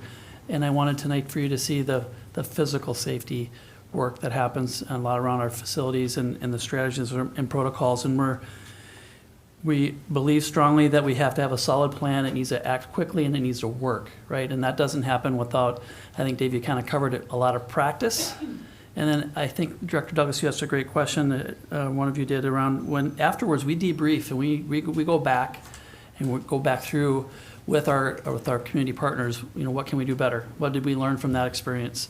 And turn that into the practice that comes next. So that's kind of a constant focus on improving the processes and protocols, because we've all seen the increase in, we just see more scholars or families and our community members experiencing crisis, whether that's behavioral, or that's crisis around their basic needs not being met, mental health, a number of different things that show up as a crisis in our buildings. And we're constantly evaluating, all right, we need to change our practices to meet those demands. Hopefully you're hearing there's a protocols and processes set in place to continually evaluate that while we're listening through our REMAC teams and our community partners on. That's why we added the community meetings every month to hear what's happening in our communities around us, because there's been changes happening and some increases in incidents in our communities as well. So we're trying to partner wherever we can around prevention and then better response. So I do want to commend our team. They are always trying to improve. I don't think you ever arrive on this work, right? You're never there because the unique things that come our way change all the time. But I am proud of how we've responded when things have happened here, and it's been fast. The plan has worked, and people know their role, and there's clarity on those things, right? So thank you, Dave and Troy and the whole team, and our community partners that aren't here, with primarily all of our communities, but Brooklyn Park and Maple Grove with those police departments that meet with us on a constant basis, and do take the time to get to know our scholars in our buildings and build strong relationships in our communities as well. So thank you for letting me add a little bit of context to that. Yeah, and I think I just would add that, we very much hear our community, and we feel the same about just ensuring that there's a school climate, that we kind of meet our mission and our vision through our school climate, and school safety is the most important, like Director Simon said. Superintendent McIntyre, do you want to talk about just in August? Thank we have you. a community I had it written down and then I missed it. So we are intending to hold on August 9th, in the evening of August 9th, emergency preparedness and response community meeting, just to, again, provide updated information around what we're doing and then be able to field questions and concerns through our team, kind of answer those things kind of through that kind of open house approach. So it feels people are a little more approachable in those venues, and we also will likely provide a way to provide any questions or feedback online too. Some just are not comfortable talking in person. So we're intending to get that on the calendar here shortly, and that'll be again August 9th. Awesome. Thanks for catching that. Yeah. All right, it's 8 o'clock. How's everybody doing? Okay. All right, so the next agenda item is the consent agenda. Board members, are there any items that you would like to remove for separate consideration? Here's it. Is a motion to approve the consent agenda as printed? So moved. Second. Okay. Motion by Director Grady, second by Director Douglas. Is there any discussion? I just want to make a note of, every month on our consent agenda, there are several grants, and oftentimes we don't see what's on the consent agenda. But our budget has a great amount of grants that we rely on in order to do many of our programs, and we have hardworking staff that work every year to write these grants so that we can have these programs, like the fruit and vegetable, fresh fruit and vegetable program is one of the ones on the agenda this time, but just wanted to point that out. All right, thank you for that. All in favor, aye? Aye. All opposed, nay?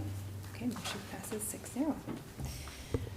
Okay, the first action item we have this evening is the LGBTQIA+ History and Culture Resolution presented by Director Tamara Grady and Director Thomas Brooke, sorry.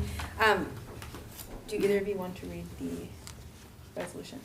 Yes. Okay. All right. So a resolution of the Osseo Area School District Board of Education to acknowledge the value of the lives of our trans, lesbian, gay, bisexual, queer, intersex, two-spirit, asexual, non-binary, and gender-expansive scholars and staff. Whereas by recognizing Pride Month, the district supports, models, and advocates for policies, practices, and curricula that honor and respect LGBTQIA+ students, staff, and their families. And whereas we are committed to creating environments for our transgender, non-binary, and gender-expansive youth to not experience trauma and harm and to show up as their full authentic selves, as stated in our district vision to unleash and enhance the brilliance of our scholars, to thrive and change the world. And whereas ISD 279, Osseo Area Schools, is the 5th largest school district in the state and serves a self-reporting population of 2.7% of students who are transgender, non-binary, and gender expansive, and 20% of students who identify as LGBTQIA+. And whereas the month of June has become a symbolic month in which lesbians, gay, bisexual people, transgender, and supporters come together in various celebrations of Pride. And whereas School Board Policy 508 states that all school district students, including transgender and gender diverse students, deserve respectful and inclusive learning environments that value students' gender identity and gender expression. The school district strives to provide programming and facilities where all students feel safe and supported. And whereas School Board Policy 102 prohibits discrimination and harassment based on a person's protected status, which includes the following: race, color, creed, religion, national origin, sex, marital status, status with regard to public assistance, disability, sexual orientation, including gender identity or expression, age, family care leave status, or veteran status. The school district also makes reasonable accommodations for disabled persons. And whereas sexual orientation and gender expression bias bullying are among the most common forms of harassment in schools, and scholars who are gender expansive are more likely to be targets of harassment, bullying, and violence, as the majority of LGBTQ youth, 52%, who were enrolled in middle or high school reported being bullied either in person or electronically in the past year.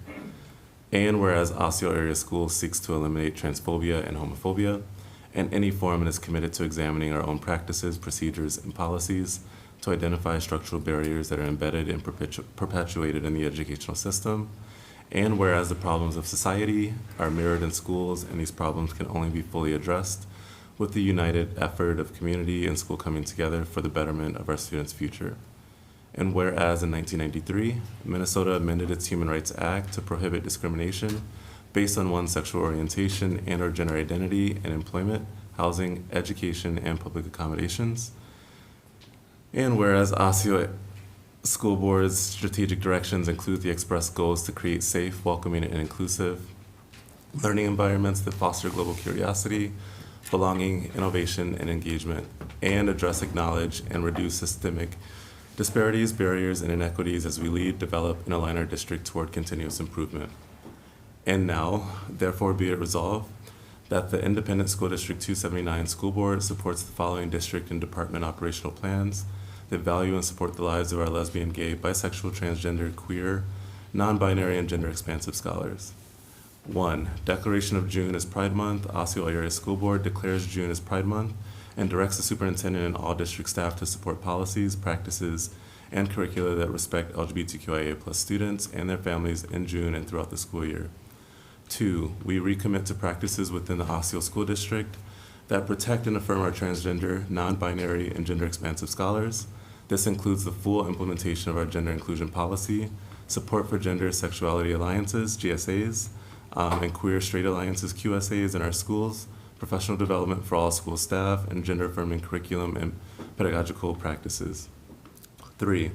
Elevate the voices of LGBTQIA+ scholars and staff to help dismantle systemic barriers in our school district by establishing an LGBTQIA+ employee affinity group and establishing an LGBTQIA+ scholar, parent, caregiver, ally advisory group. This committee will advise our district administration and school board on structural barriers, inequities, and the lived experience of LGBTQIA+ scholars and their families. 4, ensure there is adequate initial and ongoing support for the Assistant Superintendent of Equity and Achievement and the Equity Department to implement an intersectional approach to systemic barriers to equity of all forms. 5, require system leaders to measure disparities and track district performance to inform progress, LGBTQIA+ disparities through policy, practice, and pedagogy. 6, ensure that all facility design standards include increased privacy and greater student choice in restrooms and locker rooms. 7, establish a full month before June during each academic year to observe LGBTQIA+ History and Culture Month, because it is essential for our education system to teach the experiences, honor the history, and highlight the contributions of transgender, gender expansive, and non-binary people. And 8, provide resources for families, caregivers, in the district to understand and talk with their scholars about LGBTQIA+ identities. 9, in recognition of LGBTQIA+ month in June each calendar year, the Osseo School Board invites the community to join in the celebration by raising the LGBTQIA+ Progress Pride flag on June 1st at all district buildings and in the school board room as a symbol of support to our LGBTQIA+ student, staff, and their families. And 10, report the progress of this resolution annually to the Osseo School Board during the month of June. With that, I move that we adopt the LGBTQIA+ History and Culture Resolution pending one amendment, which is to item number 7, establishing a full month before June. I would like to clarify that month to be October, which would already be consistent with National Coming Out Day.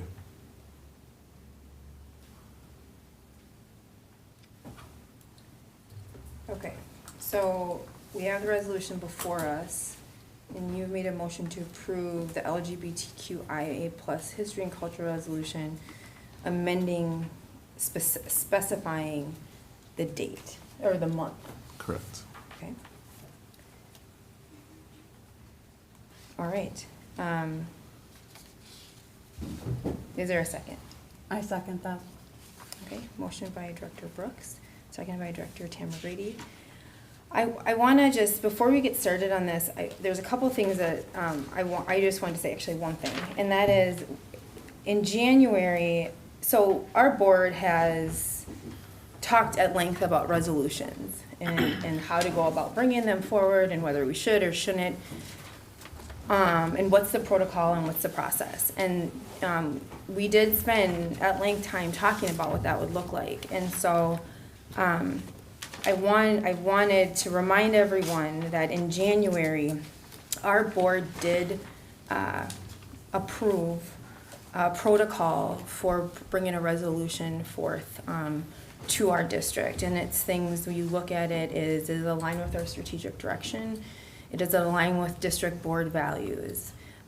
If that doesn't happen with those two, then that resolution wouldn't be considered. Is there a logical place for the resolution on the board annual calendar? And if not, then just to determine how it may affect existing priorities working calendar. Is the resolution likely to result in a funding request? If yes, then determine how it may or will affect the district budget.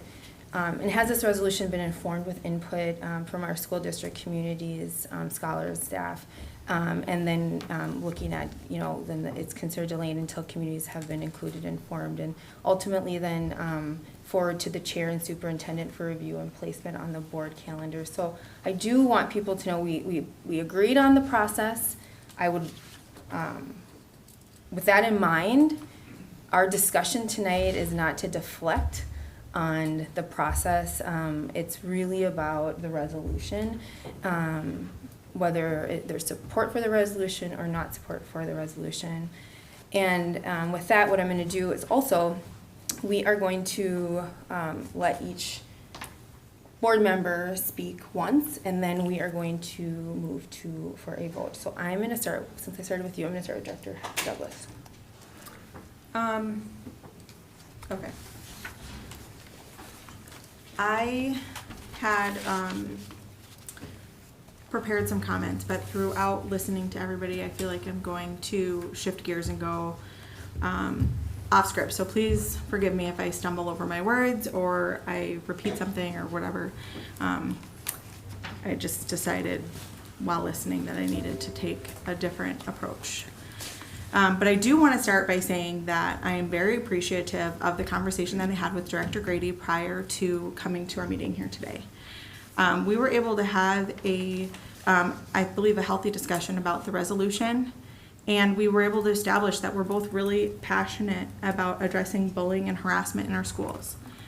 I think that's really important to bring forward here, is that even though we don't always agree on everything, that we recognize the areas that we do agree on and where we find commonality. I believe that we both agree that we're committed to the mission and vision of our school district. I think that that's really important. And I believe that each board member up here is committed to those things as well. But I didn't talk to everyone prior to the meeting. So I think that it's extremely important that we continue to build upon our common interests and areas of agreements. We've already established practices and procedures for adoption and implementation of resolutions, as Director Dawson-Walton has shared. Before I get into the concerns that I have with this resolution, I want to share just a brief situation that occurred within my family, because I believe a lot of people here shared their personal, very deeply personal held situations and experiences. And I have 4 children in the school district. 3 of them have faced bullying and harassment related to sexual orientation. All 3 of them are straight, but they've faced this. One of my students faced severe bullying and harassment by 2 separate student groups. which led her to suicidal ideation, which is also common for students who identify as the LGBTQIA plus community.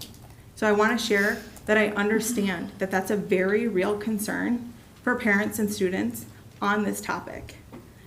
And I also want to share that my family's hurt and trauma around this issue is not more or less than anyone else's.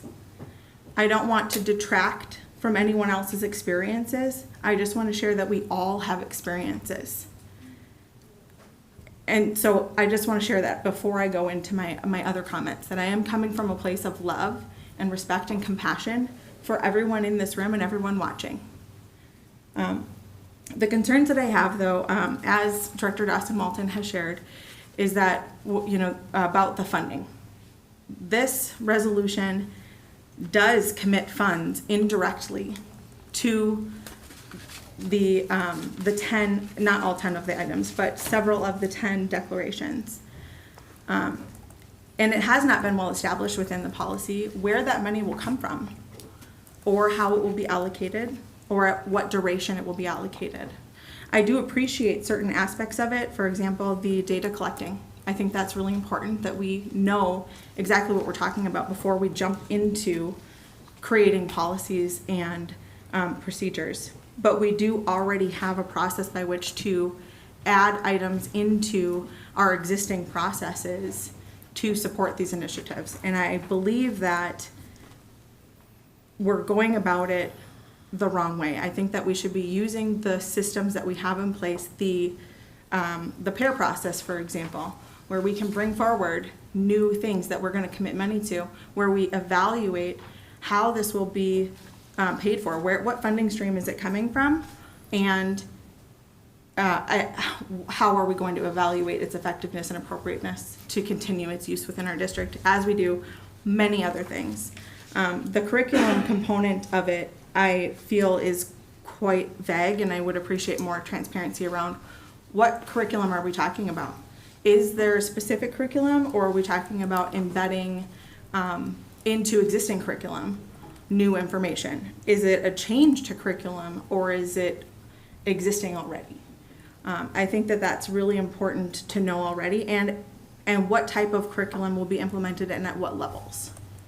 I think sharing information with students at age-appropriate levels needs to be determined by a larger peer group. We need to have more public input on what is appropriate. We need to allow our committees to vet and determine what we're using. Similar to other programs, we will pilot programs to see if they're effective. And that's not clearly laid out within this resolution. And so I feel very strongly that that's something that we need to address before implementation. This commits us to doing things that we don't know if we can commit to based on our already allocated budgets. So that's a particular concern that I have. I also am, while I do appreciate having data, I think that would be very valuable to us, I also have concerns about collecting data because I know a number of members of this community are concerned about sharing data and retaliation. And so I'm not sure, I would want to know more about how we'll collect the data to protect the individuals involved. Another concern that I have with resolutions in general is that when we identify a specific student group to elevate, there are always other student groups that feel, well, what about me? What about me? I'm not part of this group and I'm not part of that other group. So where do I fit in? And then if we create a resolution for that group, it just continues on down the line. Where do we determine when is it appropriate to implement a resolution, and what is the criteria for selecting a specific student group for a resolution? I am also concerned about the lack of parent involvement in this. And so it is because of those things that I won't be able to vote in support of this, but I also want to be very clear that I support safe and welcoming schools for all students. every student needs to feel safe and welcome in their classroom and on school grounds, period, and really within their community. Creating spaces and implementing curriculums that teach students about kindness and generosity and compassion for one another are absolutely vital. But I don't think that that necessarily has to be specific to any student group. I think that's just a general character trait that we wish all of our students exhibit. So I'm going to leave it there. Thank you. Dr. Brooks. Yeah, the first thing I just want to say, and Chair Dawson Walton already said it as well, thank you to everyone that showed up today and sat through this meeting, rallied outside, spoke at the meeting today, particularly those that actually came to support this resolution. Actually don't need to get super technical with any of my comments today because most, if not all of our speakers covered a variety of topics already. From bullying and suicide statistics to the daily experiences of LGBTQIA+ scholars in our schools, many of which I've had an opportunity to meet in various settings over the last year, about their own personal experiences and coming out stories, about the role of a teacher and seeing and hearing their students, and about the humanity of recognizing identity and the impact it can have on academic achievement. With that said, this policy has been a long time in the making. Much of this follows the gender inclusion policy and many of the discussions that happened then, just about a year ago. And I think the one thing I just want to clarify, because this argument comes up more times than I want to hear, this idea that by us supporting our LGBTQIA+ students, or by us supporting our racially diverse students through the George Floyd resolution, that somehow alienates all other students, or prevents us from addressing the unique needs of all of the various groups within our district, I think is a cop-out. Passing this resolution today does not stop us from addressing any of the unique needs of any other group within our district that needs the attention. And I actually would encourage the board to continue the momentum and move beyond talking, which we do quite a lot of, and actually put some action behind it.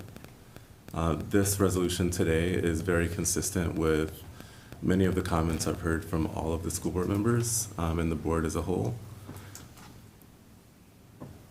And it's now an opportunity to actually act versus continuing to have the same conversation over and over. And so with that said, I co-authored this resolution with Director Grady, who I'm sure has a lot to say about it as well. So I'll actually go ahead and turn it over to probably Jackie Mosqueda-Jones to say a few words, and maybe I'll have more to say at the end.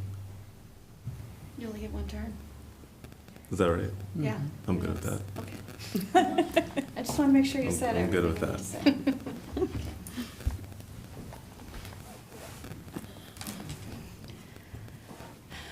For me, being an educator is more than just a job. It's more than a profession. It's a calling. It's my purpose. So whenever I'm looking at any decision as an educator, including on this board, I remember my kids and my families. And when I say my kids, I mean the scholars, all the scholars that I've taught, because they're my kids too, or interacted with or influenced in some way. My scholars have been every age. They have various backgrounds and several identities. As a board, it is our job to make sure we are focused on the education of each and every scholar in our district, to create an environment to unleash the brilliance of every single scholar. Something I know with my heart, my research, and my interactions with scholars parents, and staff is that our LGBTQIA+ and Two-Spirit members often do not feel safe. They don't feel heard. They don't feel cared for. And I'm not okay with that.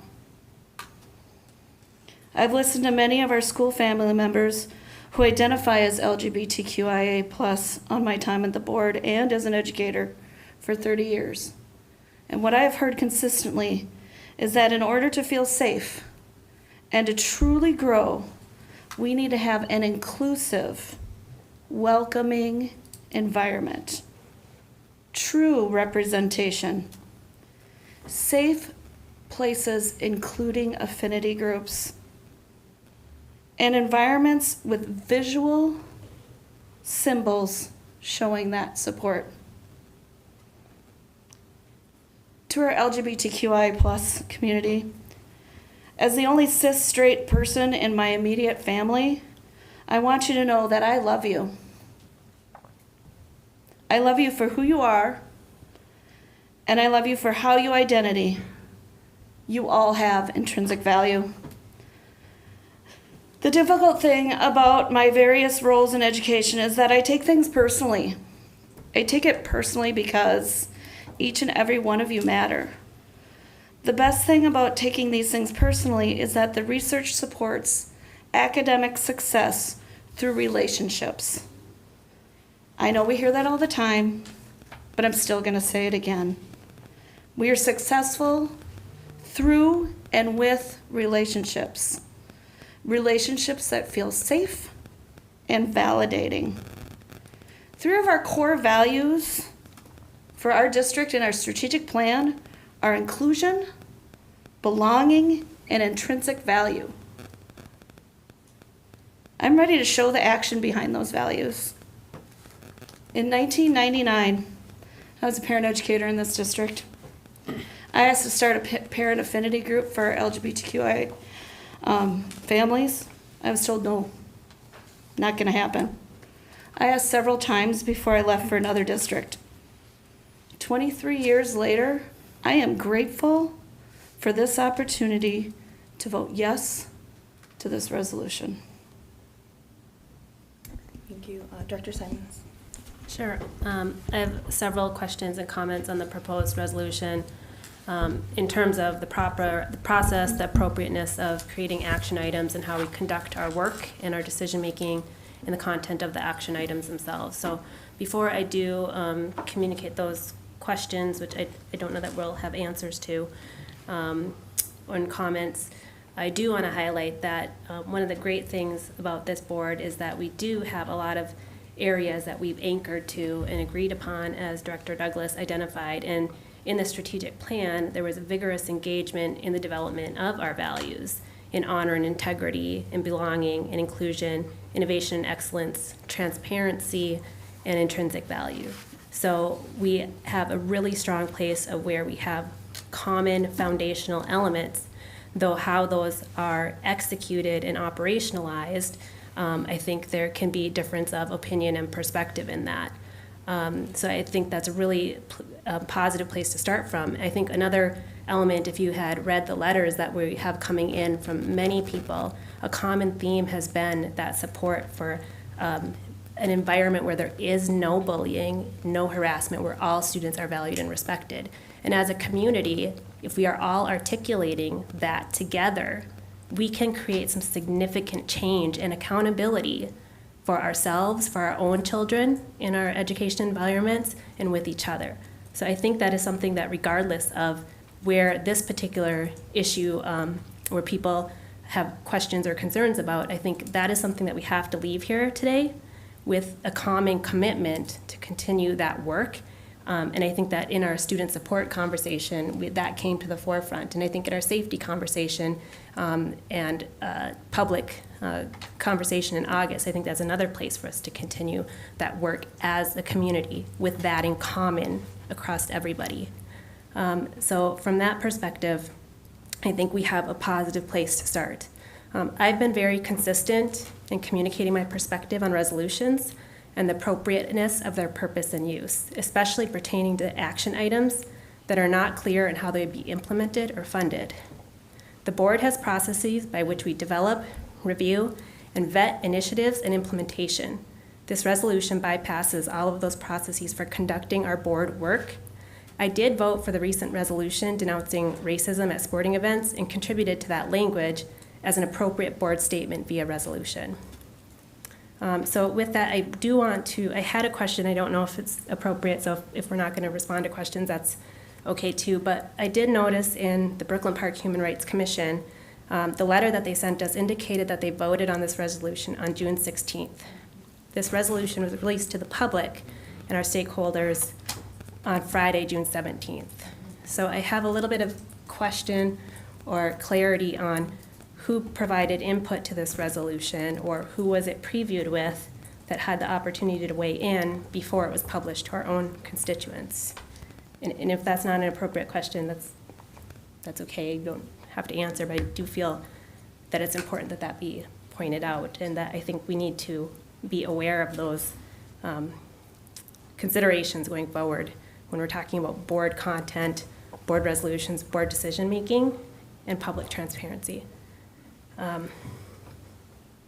So in terms of the resolution itself, there are elements that talk about professional development for school staff, gender-affirming curriculum, pedagogical practices. It's really, I think, important that we have clarity as to what that means for teachers. What does it mean what falls in that scope? What qualifies as a gender-affirming practice or curriculum? I think that parents are asking questions about that, and I think it's appropriate that parents do ask that and say, what does that actually mean for my child? And I think from a teacher standpoint, I don't feel that it's really appropriate to put teachers in that place without that clarity for them. How are they going to know if they're in scope and in compliance, and how are they going to know if they're outside of that? So I think it's really important that that's clear before we vote on things. I think it's important that we know what we're actually implementing in every other instance when this board approves an initiative, a curriculum, an action, the administration and the team brings forward the plan. They show us what it means and what it's going to be implemented, and then we vote to approve it. We don't vote on actions that say we're going to figure out what this means later. That doesn't feel like appropriate board governance or ways of working. Some action items in here don't have any problems with. Action item 4, we fully fund our equity department. That doesn't really require an action item. On item 5, collecting data. So state law requires us to notify parents when we collect or survey students on personal data, such as sexual and gender identity. By law, we cannot collect this information without parental notification. And I do have some concerns about asking students to disclose their gender identity when collecting their school-related data. So again, this is one of those things that we would have to really understand. How would we actually operationalize this as a district? We should definitely know bullying statistics across different student groups, and that's part of the Minnesota Student Survey, but this is something I feel like we have to know, what does this actually mean? How would we do it before we vote to say, yes, do it? The facilities planning, again, this is clearly within the area of funding. It's within our existing planning for facilities improvements, for identifying where we have expansion, where we're already doing work. Again, that should be part of that facilities process. It should not be in a resolution. Recognitions, we have a calendar. We just saw that tonight. And I do think when we're talking about what that means from a curriculum standpoint for any recognition, if we're talking about associating curriculum with it, we should really be thinking about that holistically. And these are our celebrations. These are the ones that we are going to have for a month. These are the ones that we have for a day. This is what we're going to do about discussing these celebrations and recognitions in the classroom. That's transparency, and that's clarity, and that's the appropriate place to be having that discussion. Raising symbols, that's going to become very problematic if we begin to raise some symbols, not other symbols. And there's some language here about communicating to people that they should celebrate or raise a flag, and it's really not the role of this board to communicate to people what they should or shouldn't celebrate. That's outside the scope of what people's personal celebrations are. I absolutely 100% have always supported the 100% bully-free, harassment-free environment for all of our kids. We've discussed this in many different instances, and in fact, we need to strengthen that, and that's where we've talked about some of the reporting processes that we want to put in place to ensure that everybody can report and that we have accurate reporting about bullying and harassment. The follow-through of students who are being victimized at school, which is not acceptable, or have to continue to go to school with somebody who is victimizing them every day. So those are things that are, I think, that we can bring together specific operational plans to improve bullying and harassment in our school district. But again, I've been very clear on resolutions in the past that I cannot vote for action items that aren't clear on what we're actually implementing, and it's not appropriate board governance to do so. Director Grady. Thank you. Thank you to everyone in our community who showed up tonight in the audience, at the rally beforehand, and at the podium to show up with love for our students, because that's what they need. As a parent, I believe that each and every child deserves unconditional love. As a school board member, I take seriously our board's commitment to create safe, welcoming, and inclusive learning environments for each and every student in Osseo area schools. This resolution is not a discussion or a vote about process. This resolution is about listening to our scholars. Our scholars are asking us to stop the bullying based upon their LGBTQIA+ identity, whether that's actual or perceived. Our scholars are asking us so that to make them visible in all school curriculum, because the LGBTQ community has provided so much to our entire history. Our scholars are asking us for us to be accountable to policy and make actionable steps that improve their daily lived experience so that they too have an equitable opportunity for academic excellence. Because love is love. Each and every one of our kids deserve unconditional love, because all children deserve to feel safe and welcome. This vote is an expression of our shared board values of belonging, inclusion, intrinsic value, transparency, innovation, and excellence. This is a vote about who we are as a district and as a community. And that is why I am proud to vote yes for the LGBTQIA History and Cultural Resolution.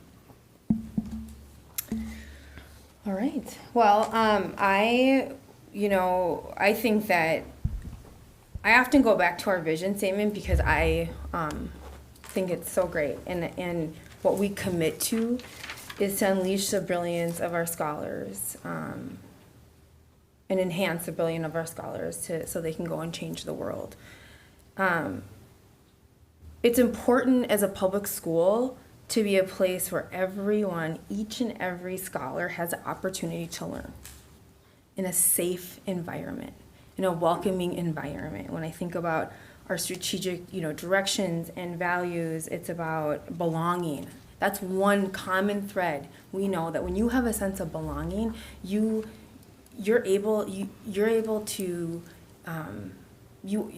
have the confidence in yourself, and you're connected to academics, to extracurricular activities, to friends. And some of the comments that some of my colleagues made, I just was thinking. I think that the process we adopted a process. It was followed. Now, whether or not some agree or not agree in resolutions, whether that should be at the school board, that's a whole nother conversation. But we did have a board adopted process on this. We did talk to scholars. We did talk to staff. There was a lot of input and feedback. It just is one example. And it's my understanding, and I understand there's budget concerns, that these are things that are, really we're working on putting in within our existing budget. And, you know, as far as action items, I feel like I should be so fortunate that you supported the George Floyd resolution with all the action items in that. Superintendent McIntyre, when you look at the action items, is it anything that you would say, I'm just curious of our staff, that is kind of above and beyond, or how does your administration view some of these action items?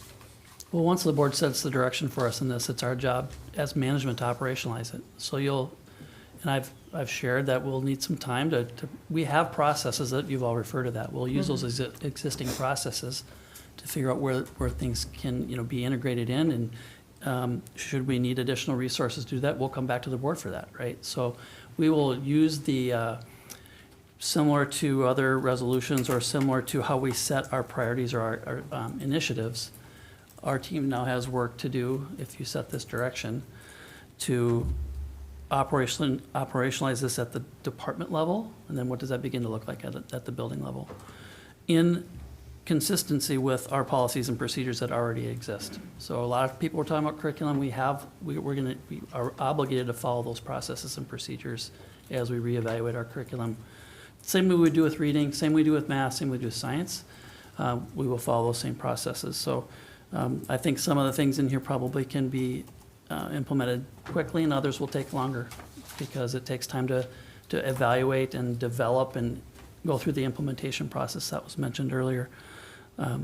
As we begin to get more comfortable with our management plan in alignment with the strategic plan. I don't know why I pointed backwards. I always have one behind me at my desk. So again, just trying to follow that process, you know, our governance management commitments to each other.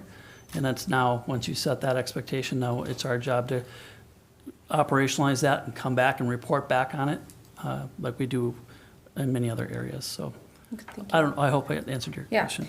I think it kind of goes back to Director Brooks. I don't know why I looked at you and said that lifting up others doesn't take away from anybody else. And I tell that to my girls all the time. Like, your shine doesn't take away anything from anybody else. And this resolution will make a huge difference in the lives of each and every scholar. It's going to enhance the lives of everybody, not only our LGBTQIA plus scholars, but each and every scholar, because we're going to create a welcoming environment and we're going to make everyone feel like they belong in this school district. That is for certain. So we're going to take our vote right now. And Terry, would you do a roll call vote, please? Director Brooks? Yes. Director Dawson-Walton? Aye. Director Douglas? Nay. Director Grady? Yes. Director Mosqueda Jones? Yes. Director Simons? Nay. Motion passes 4-2. The next action item this evening. The next action item this evening is approval of the 2022-2023 budget. Information will be provided by John Morstead, Executive Director of Finance and Operations, and Kelly Benusa, Director of Business Services. And Chair Dawson-Walton, as they're getting ready, I just want to once again thank our finance team for their hard work. Do you want to take a little break? 5-minute recess? Okay. Go ahead. Take a John, can you? Who needs a hug? Okay. Who needs a hug? That guy needs a hug. Just when I was going to thank him. That's when I was going to thank him.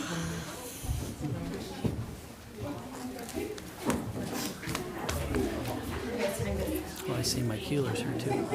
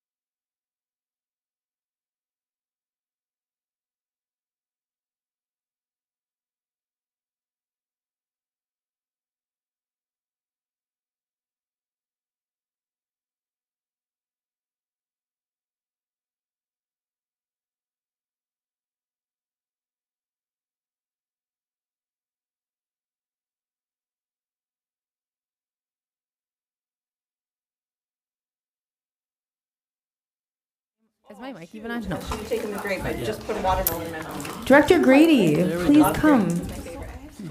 Come hither.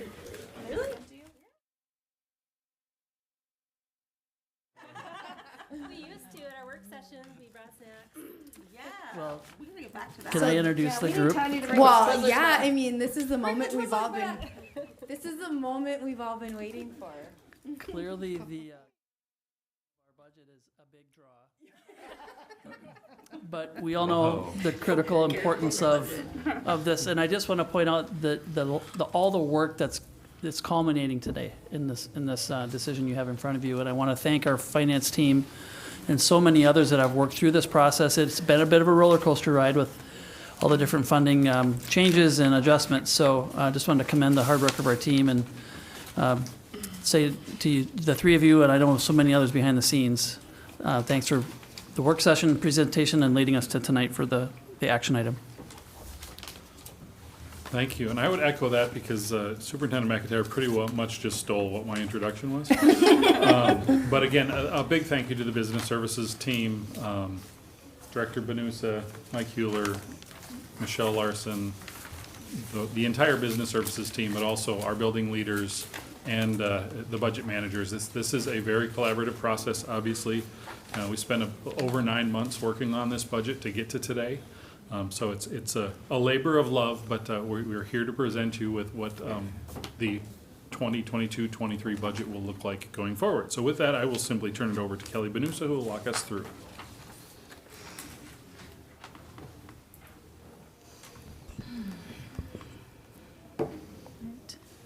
Good evening, Chair Dawson Walton, board members, and Superintendent McIntyre. Tonight we'll bring forward for your consideration the fiscal year 2023 proposed budget.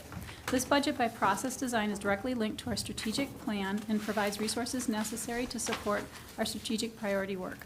The long-range financial planning, or LRFP process, is very transparent and collaborative in its approach, and it incorporates several stops along the way to receive feedback and direction from the school board.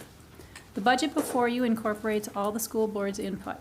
We thank you for your attention to this work along the way so that we can bring forward a budget for which you are well prepared. Budget decisions are made using the long-range financial planning framework, which includes a financial forecasting model that provides the basis for our budget planning for financial sustainability. Budget planning, including aligning our resources with the mission and strategic plan, an assessment of the impact on productivity and essential services, its impact on our work to ensure equitable student achievement, and compliance with legal requirements. The school board engaged in several work sessions throughout the budget development process, and at the February 15th work session, the board carefully considered the budget recommendations. The LRFP advisories team assessment of impact was provided to the board prior to the action by the board at the March 1st school board meeting. Here's a summary of the LRFP framework. The framework provides coherence between our system strategic plan, the allocation of resources through the collaboration of budget managers, and it describes the direction provided by the school board. The LRFP process has been used in planning for the general fund since 2013 and for all budgeted funds since 2014. Budget planning, approval, and implementation is a continuous process. We follow a similar timeline every year. The board met to set the budget targets at the November work session, which provided direction for staff in preparing the program efficiency, abandonment, and redirection, or PARE narratives, that describe needed adjustments to meet budget targets and complete the work on strategic investments. The levy was approved in December, and the PARE summaries, including learning loss and strategic investments, were approved by the school board in March. We then prepared the final budget, and we monitored the impact of the legislative session and COVID-19. The budget process is the same as the budget discussed at the June 7th work session. The budget is the culmination of this process, and will continue this process for next year's budget. Now we'll provide information regarding the 2023 fiscal year budgets. The budget that will be adopted are for all those funds presented on this slide. In this presentation, we'll provide detailed information about the general fund because it makes up most of the overall budgets. Details of these budgets were discussed at that June 7th work session. The fiscal year 23 general fund revenues are budgeted to increase 1.9%, or $4.8 million, compared to the 22 revised budget. Areas of revenue increase were as follows. General education aid increase of $4.8 million due to a projected increase in adjusted average daily membership or students served of 264. The district's total adjusted students served is estimated at 20,674 for fiscal year 23. Tax increment financing or TIF levy increase of $863,000 and interest revenue increase of $796,000. The increase in revenue is partially offset by the following areas of revenue decrease. Local optional decreased $967,000 due to change in the projected growth of students, and special education decreased $685,000 due to the revised estimates for fiscal year 21 and fiscal year 22 special education revenue calculations that impact the 23 revenue formula. The fiscal year 23 general fund expenditures are budgeted to increase 4.8% compared to the fiscal year 22 revised budget. This is higher than the district trend of 3.5% and the board tactic of 3%. The budget tonight is $2,371,000 more than previously projected and includes several large adjustments. The board approved March 1st, 2022 budget adjustments with a net increase of $5.3 million.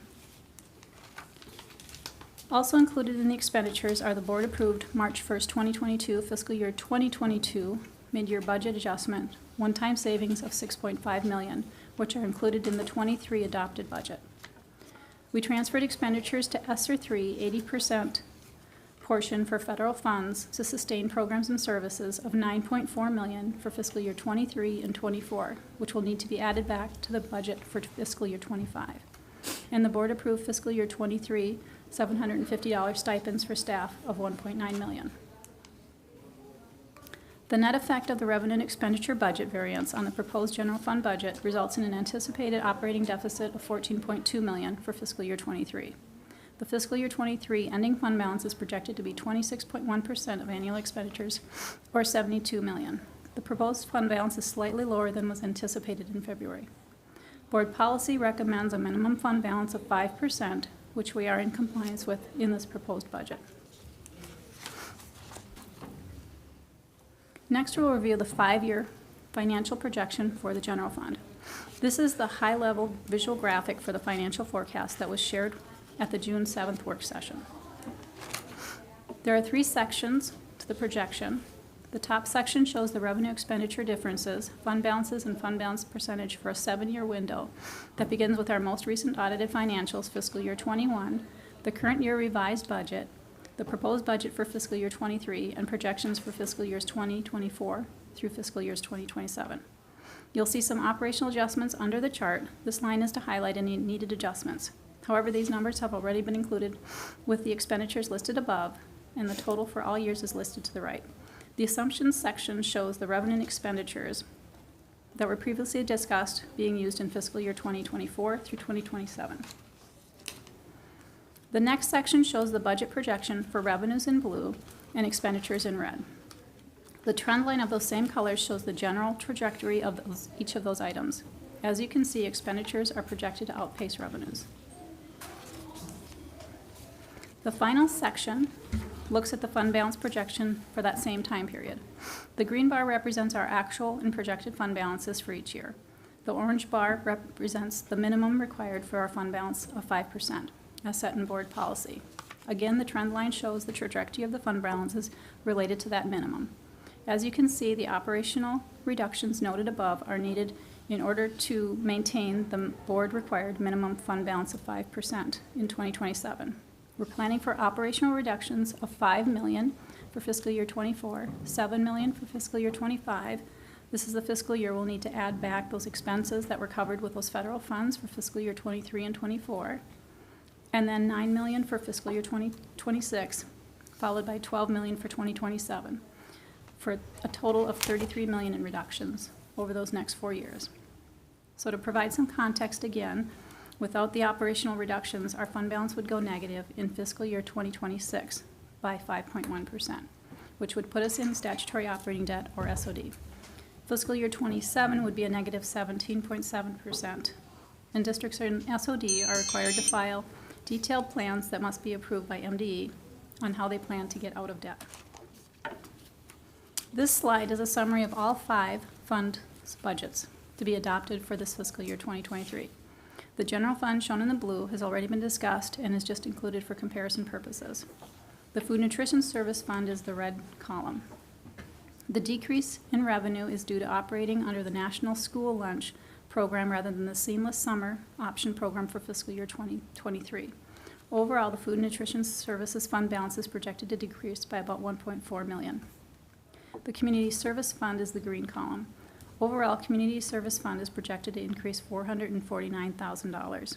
The increases are mostly due to anticipated participation increase in school-age care, adult and youth enrichment, and school readiness programs.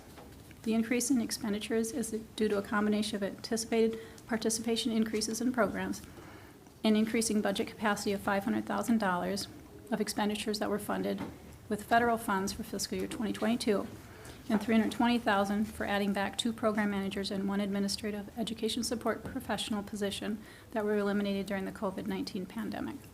The capital fund is the purple column. Capital fund revenue is projected to increase $218,000, mainly due to an increase in our operating capital and the voter-approved inflationary increase in the capital technology levy. Expenditures increased by $723,000 or 4.2%, mainly due to staff and technology needs.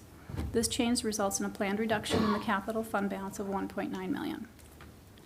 The debt service fund is the orange column.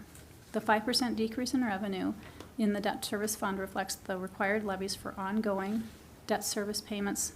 The 4.1% decrease in expenditures reflects the required annual principal and interest payments for outstanding debt. The debt service fund balance is projected to be $3.5 million at the end of June 30th, 2023. This final slide shows the action item tonight that's being recommended for the adoption of the fiscal year 2023 budgets for all funds. The adoption means that the budget was prepared in accordance with board direction. Okay, is there a motion to approve the 2022-2023 budget? So moved. Is there a second? Second. Motion by Director Douglas, seconded by Director Simons, and now we can open up if there's any discussion. I'll start with Director Grady. I don't have any questions, but thank you so much for all the work that you and the entire team has done on this. This is a really complicated process. And I really appreciate not only are you keeping up with trends and how things are going, but also doing the work of making sure that the data is more easily accessible for our community members. Thank you. I don't have any questions, and just a comment for the public watching tonight. We have many work sessions on this. It seems like there's an element of the budget process that is nearly at every board meeting. So while tonight is really more of a summary of all of that work, I encourage members, if there's questions, to go. There's lots of documents online. You can preview previous meetings, and so appreciate the great processes that you have in place for sound fiscal stewardship and the improvements that you continue to make.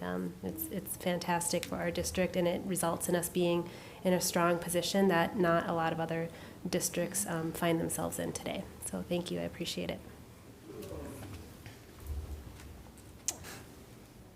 What everybody else has already said and said multiple times, you guys are awesome. Thank you. Thank you. I mean, it's pretty hard to come up with something else to say. We've been for a long time. But truthfully, I really do appreciate the comprehensive summary. But I think for, as Director Simon said, for viewers who are kind of wondering about the shift in the way this looks and you want to understand better what everything means, go back to our work session, and also you can also reach out to district leadership if you need more support in understanding the shift, but I think it's a lot more user-friendly, so you probably don't, but just in case. So thank you. And I'd echo that. Thank you so much. All right, we can take a vote. All in favor, say aye. Aye. Aye. Opposed, nay. All right, motion passes 6-0. Thank you. Thank you. We have several action items here. The recommendations for approval for several contracts. Laurel Anderson, Executive Director of Human Resources, will provide information for all the contracts and will then take separate action on each contract. Good evening, Chair Dawson Walton, School Board members, Superintendent McIntyre. On the agenda this evening for school board action are recommendations for approval for 5 employee contract groups including directors and confidential managers, licensed coordinators, management I through M, salaried professionals, and school executives, along with one individual employment contract, the district's general counsel. The contracts you'll be considering this evening represent administrative positions in the school district that provide support and services to support student learning throughout the organization. The agreements with each of these groups and individual expired on June 30th, 2021, and the new agreement contains language changes that reflect current district practices, as well as additional provisions that serve to support our district mission and strategic priorities. School board members have had the opportunity to review the proposed changes to the provisions contained in the terms and conditions, to ask questions, and to consider financial implications. Specific contract changes are outlined in each memo and strikeout contract that's included in the board agenda materials. The contract provisions fall within the financial parameters set by the board for the 2021-2023 contract term. It is the superintendent's and my recommendation that you approve the employee contracts presented to you this evening. Thank you. Are there any questions or comments for Laurel before we take action on the contracts? Thanks for all your work. No, thank you, thank you, thank you, thank you. All right, is there a motion to approve the agreement on the terms and conditions of employment between the Independent School District 279 School Board and directors and confidential managers for the period of July 1st, 2021 through June 30th, 2023? So moved. Is there a second? Second. A motion by Director Brooks, seconded by Director Mosquito Jones. Any discussion?